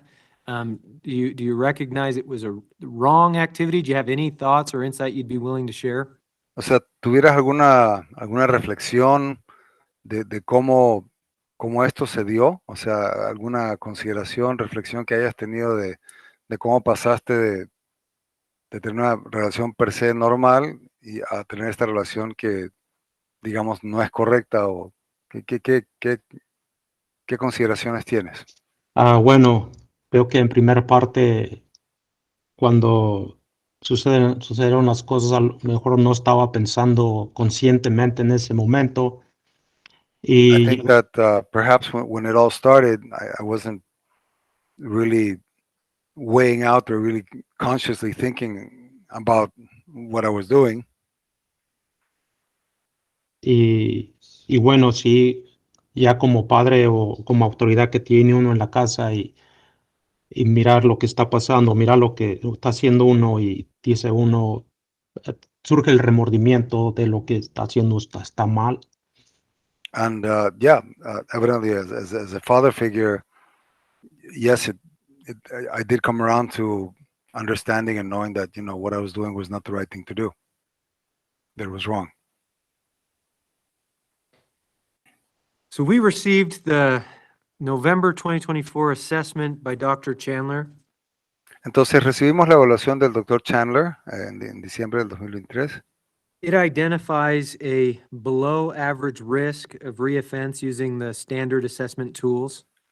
Y según el diagnóstico que tiene utilizando las herramientas convencionales de evaluación para este tipo de caso, determina que tú eres una persona de bajo riesgo de reincidencia, que como que esto fue una cosa excepcional. The assessment discusses the facts of the case. Y la evaluación habla sobre los hechos que se suscitaron. It says that you were not forthcoming with the details about the crimes, but the evaluator said he thought that may be due to a lack of confidence speaking in English. Y él dijo que, bueno, la verdad no compartiste mucho, digamos, sobre las preguntas y cosas que te realizaban, pero él cree que era más un tema de una sensación de inseguridad por el hecho que tú no hablabas bien inglés. It also says that you had difficulty identifying how the victim was impacted by this abuse and what you needed to do to change. Y también dice que no tiene muy claro si tú tenías conciencia del impacto de estas cosas que se suscitaron, como también la posibilidad de los cambios que tú tenías que realizar al respecto de esto. We've talked today at the hearing some about what happened in the case. Hablamos un poco el día de hoy sobre lo que sucedió en el caso. Do you have any further insight about the impact that these actions may have had on the victim in the case? ¿Y tú tienes algún otro tipo de consideraciones o pensamientos sobre el impacto de lo que sucedió pueden haber tenido en la víctima? Bueno, creo que ahorita ya lo que me está diciendo, creo que sí pudo ver, tiene que ver algún impacto en la persona, pero como le repito, siempre nos llevamos bien, entonces a lo mejor era la parte donde yo no, o confundía las cosas, donde pensaba que a lo mejor no había ningún impacto en ella, pero entonces ya cuando surge el caso que estoy aquí, entonces lo he considerado y digo, sí hubo un impacto en la persona, que de lo que estoy arrepentido. Like I mentioned initially, it kind of, we always got along very well, and it kind of started like sexual play, or like, it's not specifically what you said, but like a game, and that's perhaps what also led me to believe that that it didn't say okay, but it was like it was. But now, in hindsight, he definitely sees that there probably was an impact, and that he's very remorseful about what has taken place. Okay. And then to the second point, do you have any insight about what you need to do moving forward to change or to, so yeah, maybe translate that. Ya, y ya sobre el segundo punto, ¿tú ves cosas de que tú necesitas cambiar o que necesitas corregir para que esto, digamos, ya no se repita, no continúe más? Because we're getting a recommendation of community treatment. In treatment, you generally discuss a success plan. Porque estamos hablando sobre el tema de recurrir a una suerte de tratamiento. Y para poder, digamos, implementar un tratamiento, ese tratamiento tiene que ir acompañado de lo que se podría considerar un tratamiento exitoso o cómo se podría lograr, digamos, un cambio, por así decirlo. Entonces, ¿qué nos podrías decir al respecto de eso? Mire, yo creo que el cambio que di fue cuando yo acepté lo que hice y creo que por eso yo me entregué y en ningún momento tomé la decisión o de querer correr. Entonces enfrenté porque creo que el cambio es importante para mi vida porque quiero ser persona mejor y obvio no volver a hacer lo mismo que cometí. I think the change for me comes from me facing the facts and coming to terms with the fact that what I did was wrong and turning myself in. I mean, just me acknowledging that was not the way to go is part of that change and taking ownership and turning myself in. And certainly I have it clear and that this is not the kind of person that I want to be, and I want to become a better person. Okay. Well, again, thank you for your comments. The board, it's important for them to have a view into the insight, your comments that you've made. So thank you for discussing these things with me. Entonces, nuevamente, para lo que viene a ser el consejo, le agradezco mucho que haya tenido esta apertura conmigo y compartir estas cosas, porque es importante que ellos también lo puedan comprender. Así que muchísimas gracias por la información que nos estás dando el día de hoy. Based on that assessment of below average risk, the assessment recommends that you do not complete treatment while incarcerated. Entonces, basado en el diagnóstico del doctor de que tu riesgo de reincidir está muy por debajo del parámetro, digamos así, de una persona que pueda tener un problema y ser reincidente, no necesariamente implica de que tengas que completar o hacer el tratamiento mientras te encuentres en detención, encarcelado. They recommend instead that you complete life skills classes like unlock thinking, open mind, thinking for a change, time out for men, etc. Entonces hay diversos programas como Tiempo para los Hombres, Lifetime Recess, que es, digamos, son programas propios de digamos, un reseteo de consideraciones en tu vida para encaminarte a una vida mejor. And Hay diversos programas. They recommend that you complete sex offense specific treatment in a community setting. Y recomiendan que tú puedas tener tratamiento para aquellos que han cometido, digamos, delitos sexuales, pero fuera de la cárcel y dentro de una comunidad. O sea, What are your thoughts about those recommendations? ¿y cuáles son tus opiniones o qué consideraciones tienes con relación a esto que se está sugiriendo o proponiendo? Bueno, yo creo que para mí sería una oportunidad muy grande y no la desaprovecharía. Haría lo mejor que yo pudiera por no volver a cometer el crimen similar. Y creo que más que todo no me defraudaré a mí mismo de los programas que yo tenga que tomar para ser una persona mejor.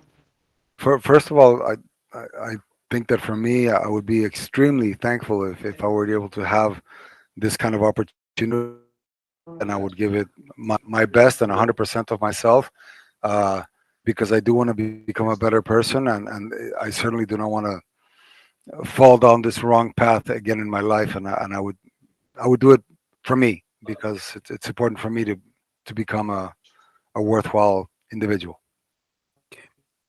So if I'm understanding correctly, you are willing to do any treatment that the board does order, correct? Entonces, por lo que estoy escuchando, tú estarías dispuesto a seguir o cumplir el o los tratamientos que el consejo pueda sugerir, ¿correcto? Sí, correcto. Yes, that's correct. I do Whatever note you they do not recommend. have any, what's that? Sorry. Well, yes, I'd be willing to Okay. follow through on whatever they So recommend. I do note that you do not have any disciplinary violations and housing staff gives a positive report of your behavior and attitude. Veo que no tienes ninguna situación disciplinaria y que también la gente que administra la cárcel no tiene ninguna observación negativa en tu contra o en contra de tu persona. I've reviewed your written submissions about what your plan would be like if you are released. Y revisando también lo que tú has entregado con relación a los planes o las perspectivas siguiendo adelante que tú tienes para ti mismo cuando seas liberado de la prisión. But I want to give you a chance to, if you're granted parole, speak today about what your plan would be, where you'd live, work, any treatment you'd like to do. Pero quisiera darte la oportunidad, si así lo deseas, de compartir qué es lo que harías tú si se te entrega o se te da esta libertad condicional. ¿Cuál sería tu plan para cómo vas a vivir, dónde vas a vivir, planes de trabajo, plan de vida? Si quieres compartir algo en ese respecto. Sí, bueno, lo voy a hacer un poquito despacio para que pueda traducirle. Okay, I'm going to do it slowly and in soft chunks so that I can get the translation correctly. Yes. Primero, tengo casa propia. First of all, I have my own house. I own my own home. Y tengo trabajo que me está esperando también. And I have a job that is waiting for me. El mismo trabajo que tenía cuando quedé encarcelado. It's the same job that I had prior to turning myself in and being detained. Y bueno, creo que una de las cosas más importantes es integrarme, ¿no?, a la sociedad, bueno, con mi familia principalmente. And evidently, another important part is to be able to reintegrate myself in the society, primarily with my family, of course. Y completar los programas que sean recomendados para mí de la mejor manera. And to fulfill and complete all the programs that are suggested, derived to me in the best way possible. Y bueno, creo que uno de los, ¿por qué no decirlo, no? Pues antes de todo esto, yo quería tener mi propio negocio, mi propio restaurante, y creo que todavía es algo que me gustaría tener en la vida, es una meta. Before all this came to pass, one of my goals in life was to be able to have or to own my own restaurant, and it's something that I still have as a goal and an objective that still calls to me to be able to fulfill. Pero para poder eso tengo que pasar todo este proceso que sea para mí de la mejor manera y que me ayude a ser persona mejor también. But I also understand that in order for me to be able to achieve this, I need to go through these programs and do these things that I need to do so that I can have the most successful possible outcome in me becoming a changed and a better person. And, Okay. and that is very clear to me. I do also just want to note, I read and understand Spanish, so I understood your written submissions. Certainly, I really appreciate Miguel because I don't speak well enough to do a hearing, but just so he's aware, I was able to understand and put in my report his plans that he wrote in Spanish. Ok, solamente quería aclararte a ti, por si acaso, que yo leo y entiendo bastante bien el español, así que si bien agradece que yo esté aquí para interpretar, digamos, verbalmente, él tuvo la oportunidad de leer lo que tú pusiste en tu puño y letra, así que la tiene muy clara la figura con relación a lo que tú colocaste. Ok, I do note, if you are granted parole, it will likely include Group A sex offender conditions. Lo que sí entiendo es de que si se te da la libertad condicional, estarías contemplado dentro de lo que viene a ser la clasificación A de ofensas sexuales, de delitos Those- sexuales. Those include doing all recommended sex offender treatment, Esos incluyen hacer todos los tratamientos para delitos sexuales o ofensas sexuales, have no contact with your victim unless it is approved, de no tener ningún contacto con la víctima a menos que sea aprobado, have no contact with children under the age of 18 unless that contact is approved, y no tener ningún contacto con niños menores de 18 años a menos que ese contacto sea aprobado, not go places where children congregate, including family parties where they'd be expected to be, y esto incluye no asistir a lugares donde va a haber la presencia de niños, incluyendo fiestas familiares donde se prevé que van a haber niños presentes, also not possess pornography or sexual stimulus material, y también no tener posesión de ningún material de estimulación sexual o pornografía, submit to random polygraph examinations, y estar sometido también a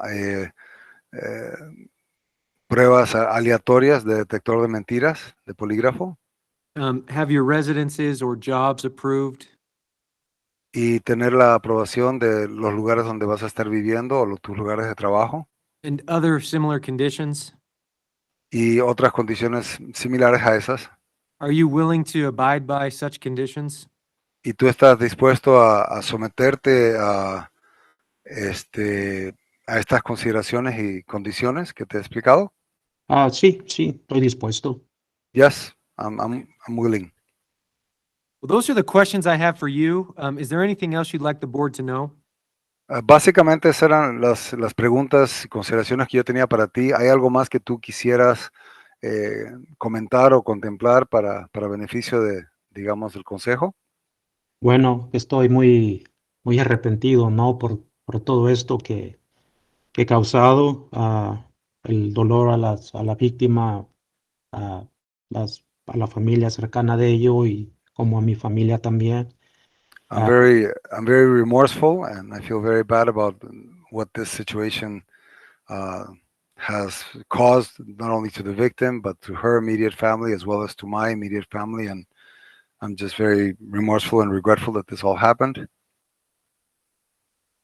Y pues sí, como le digo, es porque no aceptar, ¿no? Yo, lo que uno hace, no es fácil en la vida aceptar los errores que uno comete, pero aquí estoy y lo he aceptado y creo que al final va a ser mejor para mí también.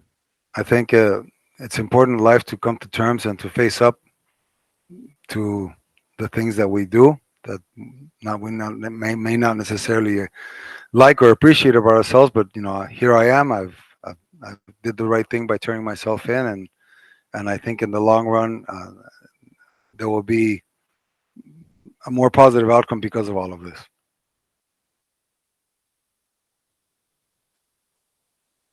Okay.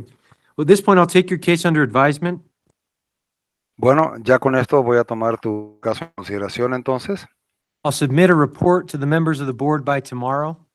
Voy a pasarle un informe a los miembros del consejo el día de mañana, The board will make a decision within the next few weeks, hopefully. y el consejo tomará su determinación, su decisión dentro de las próximas semanas, si Dios quiere. Once a decision is made, we'll send it to you in writing through the mail. Y una vez se tome esta decisión, te la enviaremos por correo para que la puedas recibir. And it will also be posted to the Board of Pardons website if for anyone in the community. Y también esto va a estar sometido al boletín que nosotros tenemos, al cual tiene acceso la comunidad con las recomendaciones que tenemos.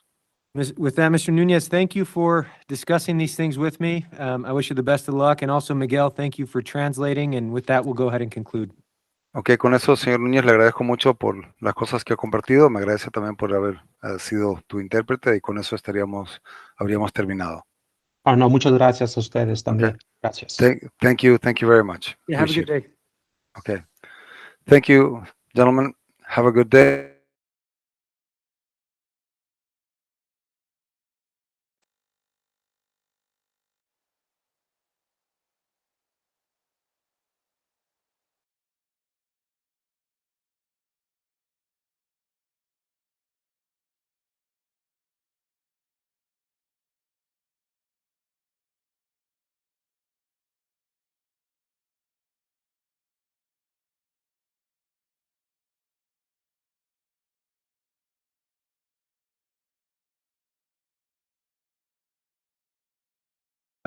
Is it Ulibari? Am I saying that Yes, correctly? yes, sir. All right, we'll get on record and then we'll get going. All right. This is a rescission hearing for Mackenzie Ulibari, number 243291. Is that you, sir? Yes, sir. I'm a hearing, my name's Scott Manning. I'm a hearing officer with the Utah Board of Pardons and Parole. I'll be conducting today. I'm going to be taking testimony from you. If you'd raise your right hand, I'll swear you in. You swear that the testimony you provide today will be truthful and accurate? I do. Thank you. Did you receive at least 7 days written notice of today's hearing along with your blue disclosure packet? Yes, sir. Okay, so I'm going to give the purpose of today's hearing is to discuss why your parole date was rescinded. I believe there was a new disciplinary for accessing the internet on an MP3 player. After today's hearing, the board will consider that new information and make a decision about another parole, whether to grant a parole, the timing of any such parole, contingencies, conditions, etc. Yes, sir. That blue packet contains the new information that the board has received since your previous hearing. Do you have any questions or concerns about that information that you received? No, sir. Okay, so it looks like you had an original hearing in December. After that hearing, the board granted the November 26, 2024 parole. There were no contingencies to that parole. In September of this year, the board received notice that you, quote, were involved in accessing the county internet via MP3 player. They recommended that your date be rescinded, and the board did rescind your parole date due to that disciplinary violation. So let's see, the incident happened on August 17th, 2024. Really, this seems to be the only substantive change since your original hearing, so that's the new information. The report I reviewed said you accessed the internet using an MP3 player. What happened in this incident? Yes, sir. Well, it's just like they said. I had access the internet on that MP3 player, and they came in and they saw and took them. So how did you gain access to the internet? I'm not exactly sure how the code was found out, but I was given the code. You had a for code for the to, Wi-Fi. like a excuse me. password to log into the internet? Is that what I'm understanding? Yes, sir. And that was you and other inmates had that? You received that information from someone else? Am I understanding that correctly? Yes, sir.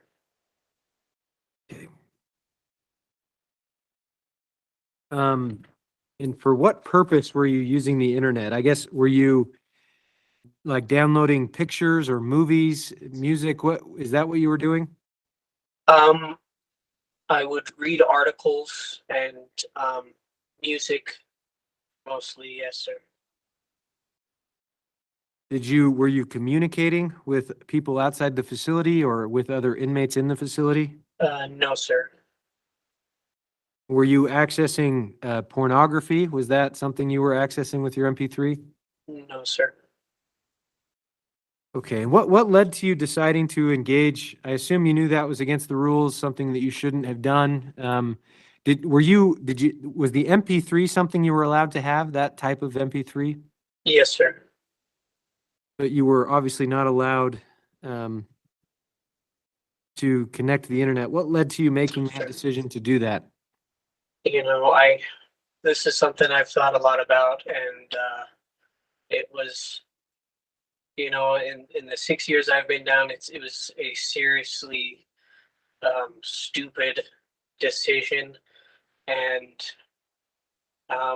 you know, it's just, I don't know why I would do something as ridiculous as that. Okay, have you identified any, thinking patterns, any sort of anything that led to that behavior, any insight into it? Well, I think it was a moment of thinking, you know, I hadn't done something like this in a long time, and I think it was a greedy, selfish thing that I did. Okay. Well, those are the questions I have for you about that new information. I think from here, I'll take your case under advisement. I've put together a report of what I reviewed before today's hearing. The board will consider this new information really in the context of your whole case, right? The information that was discussed at your original hearing, they made their decision after that hearing, and they'll consider this new write-up within the context as a whole to decide the appropriate action moving forward. I do want to give you, however, the final word. Is there anything else you'd like the board to know? I'm just very sorry. You know, I disappointed a lot of people doing this, and messed up a lot of plans, and I am very sorry.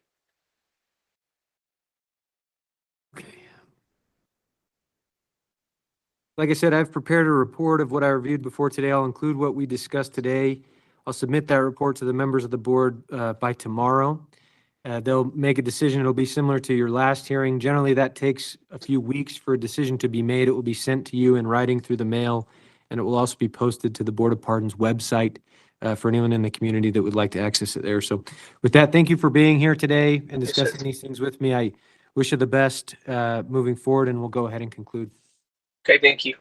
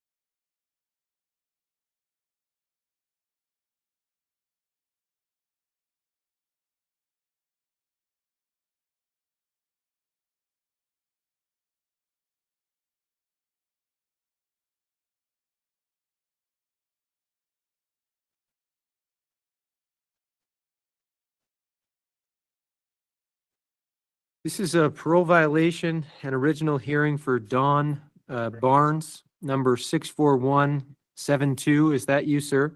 Yes, sir. My name's Scott Manning. I'm a hearing officer with the Utah Board of Pardons and Parole. I'll be conducting today's hearing. I am going to be taking testimony from you. If you'd raise your right hand, I'll swear you in. Do you swear that the testimony you provide today will be truthful and accurate? Yes, sir. Okay, thank you. Did you receive at least 7 days written notice of today's hearing along with your blue disclosure packet? Yes, sir. So that disclosure packet contains the new information that the board will be considering as they make a decision after today's hearing. Part of the purpose of today's hearing is to allow you to point out any errors or inaccuracies in that packet and that information. I'm going to go over a lot of it with you, and I've prepared questions about things that really that I've noted. But at this point in the hearing, are there any errors or inaccuracies that you'd like to discuss with me? Yeah, Okay? it's the part that I hit her. I never touched her. And I keep telling you guys this, and I don't know why they keep saying it. Okay. Well, I'm planning, so I'm planning on to start, I'm gonna give an overview of your case, the new conviction, your guidelines, et cetera. I will also go over the facts of the new case, so you and I will talk about what happened in that case. From there, there are parole violation allegations that are related to that new case. After we've discussed the facts of the case, I'll have you enter pleas to those parole violation allegations. After that, I have some questions for you, a little bit about this most recent parole, what led to this new case at that time period, what you've been doing since then, your plans moving forward. And then at the end of the hearing, I'll give you the final word and you can state anything else you'd like to on the record. Does that sound okay to you? Yes, sir. Your new commitment offenses are rape, felony 1, and forcible sodomy, felony 1.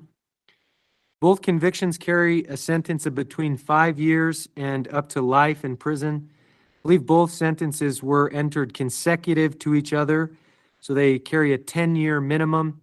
And they're also, I believe, were entered consecutive to the 2004 case as well. Based on my calculations, the minimum sentence for this new case will pass on April 7th of 2033. Your guideline, based on the Utah Sentencing Commission guidelines, calls for 105 months incarceration, which actually would lead to a release in 2032. Obviously, the board is not bound by the guideline. After today's hearing, they'll consider all relevant factors, including the minimum and maximum sentences, the guideline, the nature of your offenses, your criminal history, your supervision history, victim input and impact, your rehabilitative progress, etc. They'll consider all of that as they decide what is appropriate after today's hearing. The new case is case 2319-04092. In April 2023, I believe your, at the time, your girlfriend with whom you resided, I believe, reported to police that you had been hurting her and raping her for about 2 months. The official version of the case discusses one specific instance that occurred on April 7th of 2023. At that time, the report says you helped the victim out of a bath because I believe she had spilled something. You removed her from the bath, placed her on the bed, and she put her clothes on. You then told her you wanted her to remove her clothes and pulled her pants down. So she pulled them back up, and then you pinned her arms above her head and straddled her. It says you forced your penis into her mouth. She said no multiple times, but she eventually stopped resisting because she did not want to get hit again. It says that she had a black eye at the time from an incident a few weeks before this. It says you alternated putting your penis in her vagina and mouth. I think the victim reported to police, quote, several instances of you forcing her to have vaginal or oral sex. The official report says that you, quote, sometimes, or you told officers, quote, sometimes the victim would tell you no because it hurt, and that you would force your penis into her mouth or have sex with her anyway. The report says that you told officers you approximated that you had forced your penis into her mouth 20 times and in her vagina 20 times. Is that accurate as to what happened in the case? Yes, but I never hit her. I just never gave her that black eye. She fell and got a black eye from something. I don't know what, I forgot, but I never hit her. Okay. So if I'm understanding you correctly, you do not contest, you admit that the sexual abuse, the sexual assaults occurred, but you deny striking the victim. Is that, am I understanding that correctly? Yes, sir. Okay. So there are 11 parole violation allegations. Allegation number 1 relates to the felony 1 rape conviction. And allegation number 5 relates to the felony 1 forcible sodomy conviction. I'm going to recommend that the board take judicial notice of those new convictions as they relate to allegations 1 and 5. In and of itself, that is sufficient to revoke your past parole. I do note that the charges related to allegations 2 and 3, which are both felony 1 rape, 6 and 7, which are forcible sodomy, those were dismissed with prejudice per the plea deal in court.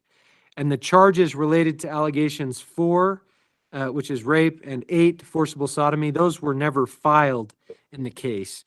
And then allegations 9 through 11 are technical violations. So 9 is failing to eliminate sexually deviant behavior, not paying your supervision fees, and not reporting to an appointment with adult probation and parole. So those allegations are still pending. You have not entered pleas to those. I need you to enter pleas to each of the 11 allegations. Before you do that, however, I need to advise you, you have the right to force the Department of Corrections to prove each of these allegations by a preponderance of the evidence at a hearing. What that means is if you deny them, the board could either dismiss them or they could have an evidentiary hearing. The state would have to present evidence to prove that these things occurred. You'd have an attorney that you wouldn't have to pay for. You'd be able to present a defense of your own and also rebut the state's witnesses or evidence. If you admit or plead no contest to an allegation, you'll be waiving your right to that evidentiary hearing. Do you understand that? Yes, sir. Okay. Well, I'm going to read each of these allegations one by one, then I'll have you enter a plea to them. So allegation 1, so 1, 2, 3, and 4 all are the same. It says by having committed or by having been convicted of a new criminal offense. Felony 1, rape, on or about April 7th, 2023.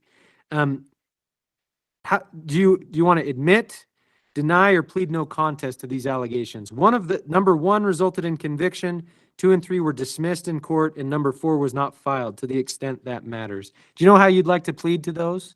Guilty. To all 4? Yes, sir. Okay.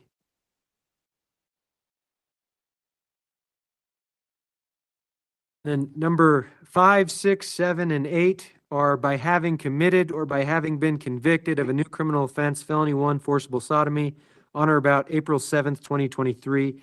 Admit, deny, or plead no contest. Deny. Guilty. So, okay, guilty or admits. To all 4. To all 4 allegations, correct? Yes, sir. And by number 9, by having failed to comply with your case action plan, by failing to eliminate sexually deviant behavior, admit, deny, or no contest. Admit. Okay. Number 10, by having failed to pay supervision fees without a waiver, admit, deny, or no contest.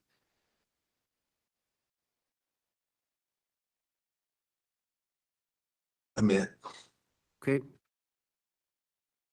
Number 11, by having failed to report to adult probation and parole on April 5th, 2023, admit, deny, or no contest. Admit. Okay. Well, I find your pleas knowing and voluntary. I'll recommend that the board accept your admissions to all 11 allegations. Based on your new convictions and your admissions, I will recommend that the board revoke the October 13th, 2020 parole. Okay, so looking back on, I think you were on this most recent parole, you were released to Nuke in August of 2020. I think it was after the violation, the violations had been dismissed, the stalking related allegations, they were dismissed, so you were released to the halfway house. And then I think you transitioned to the community about 2 weeks later. Walk me through what led to you committing these new offenses and during that time, because it happened about 8 months later after being released. I got into a relationship with Natalie. Sorry. With the girl, and we just went downhill from there, I guess. Okay. I think you had violations in December and January for testing positive for cocaine. Were you using cocaine during this time? No, I went to a apartment that they was doing cocaine in. I just happened to be in the wrong facility at the wrong time. Okay. So in reviewing your file, I am concerned with your history of similar offenses. I note the 1990 unlawful sexual intercourse, the 1991 Nevada gross lewdness, the 2000 attempted forcible sex abuse, the 2004 attempted rape, and then this most recent case. The facts of those cases, as I understand them, are concerning to me. What insight do you have? What has caused you to return to this behavior?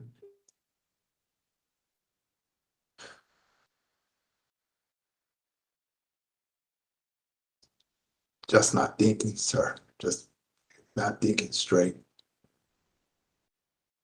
Okay. I think you successfully completed the sex offense treatment program in 2020. That was before the parole started originally. And I think you also completed the outpatient sex offense treatment program while you were on parole. You've completed some life skills classes over the years as well. What have you learned in that treatment? Think before I act. It's not really working for me, huh? Okay. And so you completed the program in 2020, and then you were released on parole. What was your success plan? What did you plan on doing to change at that time? Just working, trying to live the best life I can. Okay. And what do you think prevented you from maintaining that long term? What do you think prevented you from applying that success plan?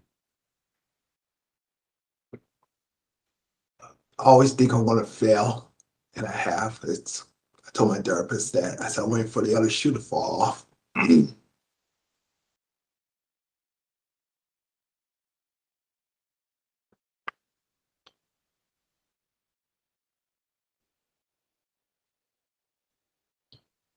Okay. And have you done any treatment or classes since you returned to the prison? I haven't, but I found out I have another daughter out there now, so in South Dakota.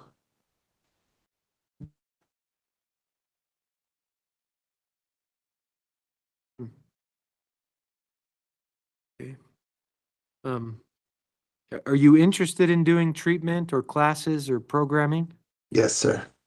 What kind do you think you would like to do, or what would help? SOTP, anger management, victim impact.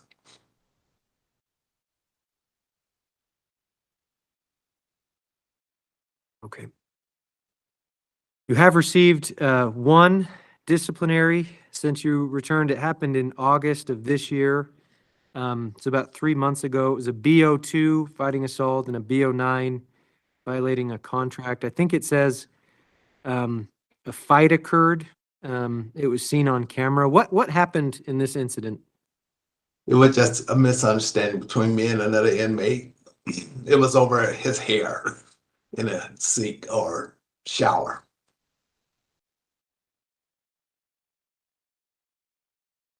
And that led to a confrontation, which escalated to a fight? Yes, sir. Okay.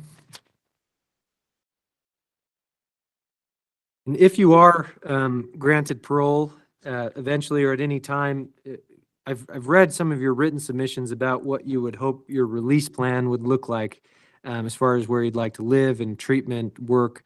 If you were granted parole at some point, what would your release plan look like? Probably be a better father.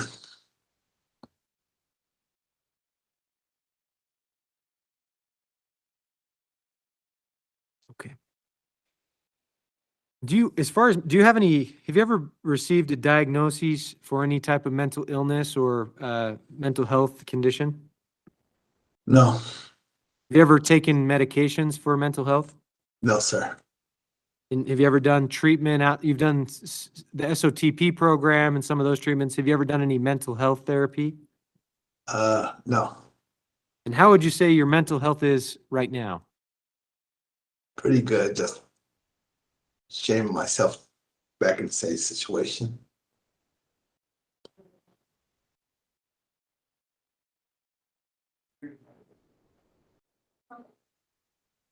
Okay. Well, those are the questions that I have for you. What else would you like the board to know?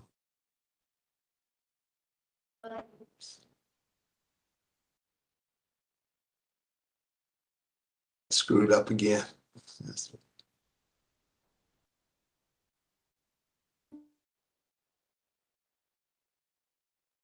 That's it.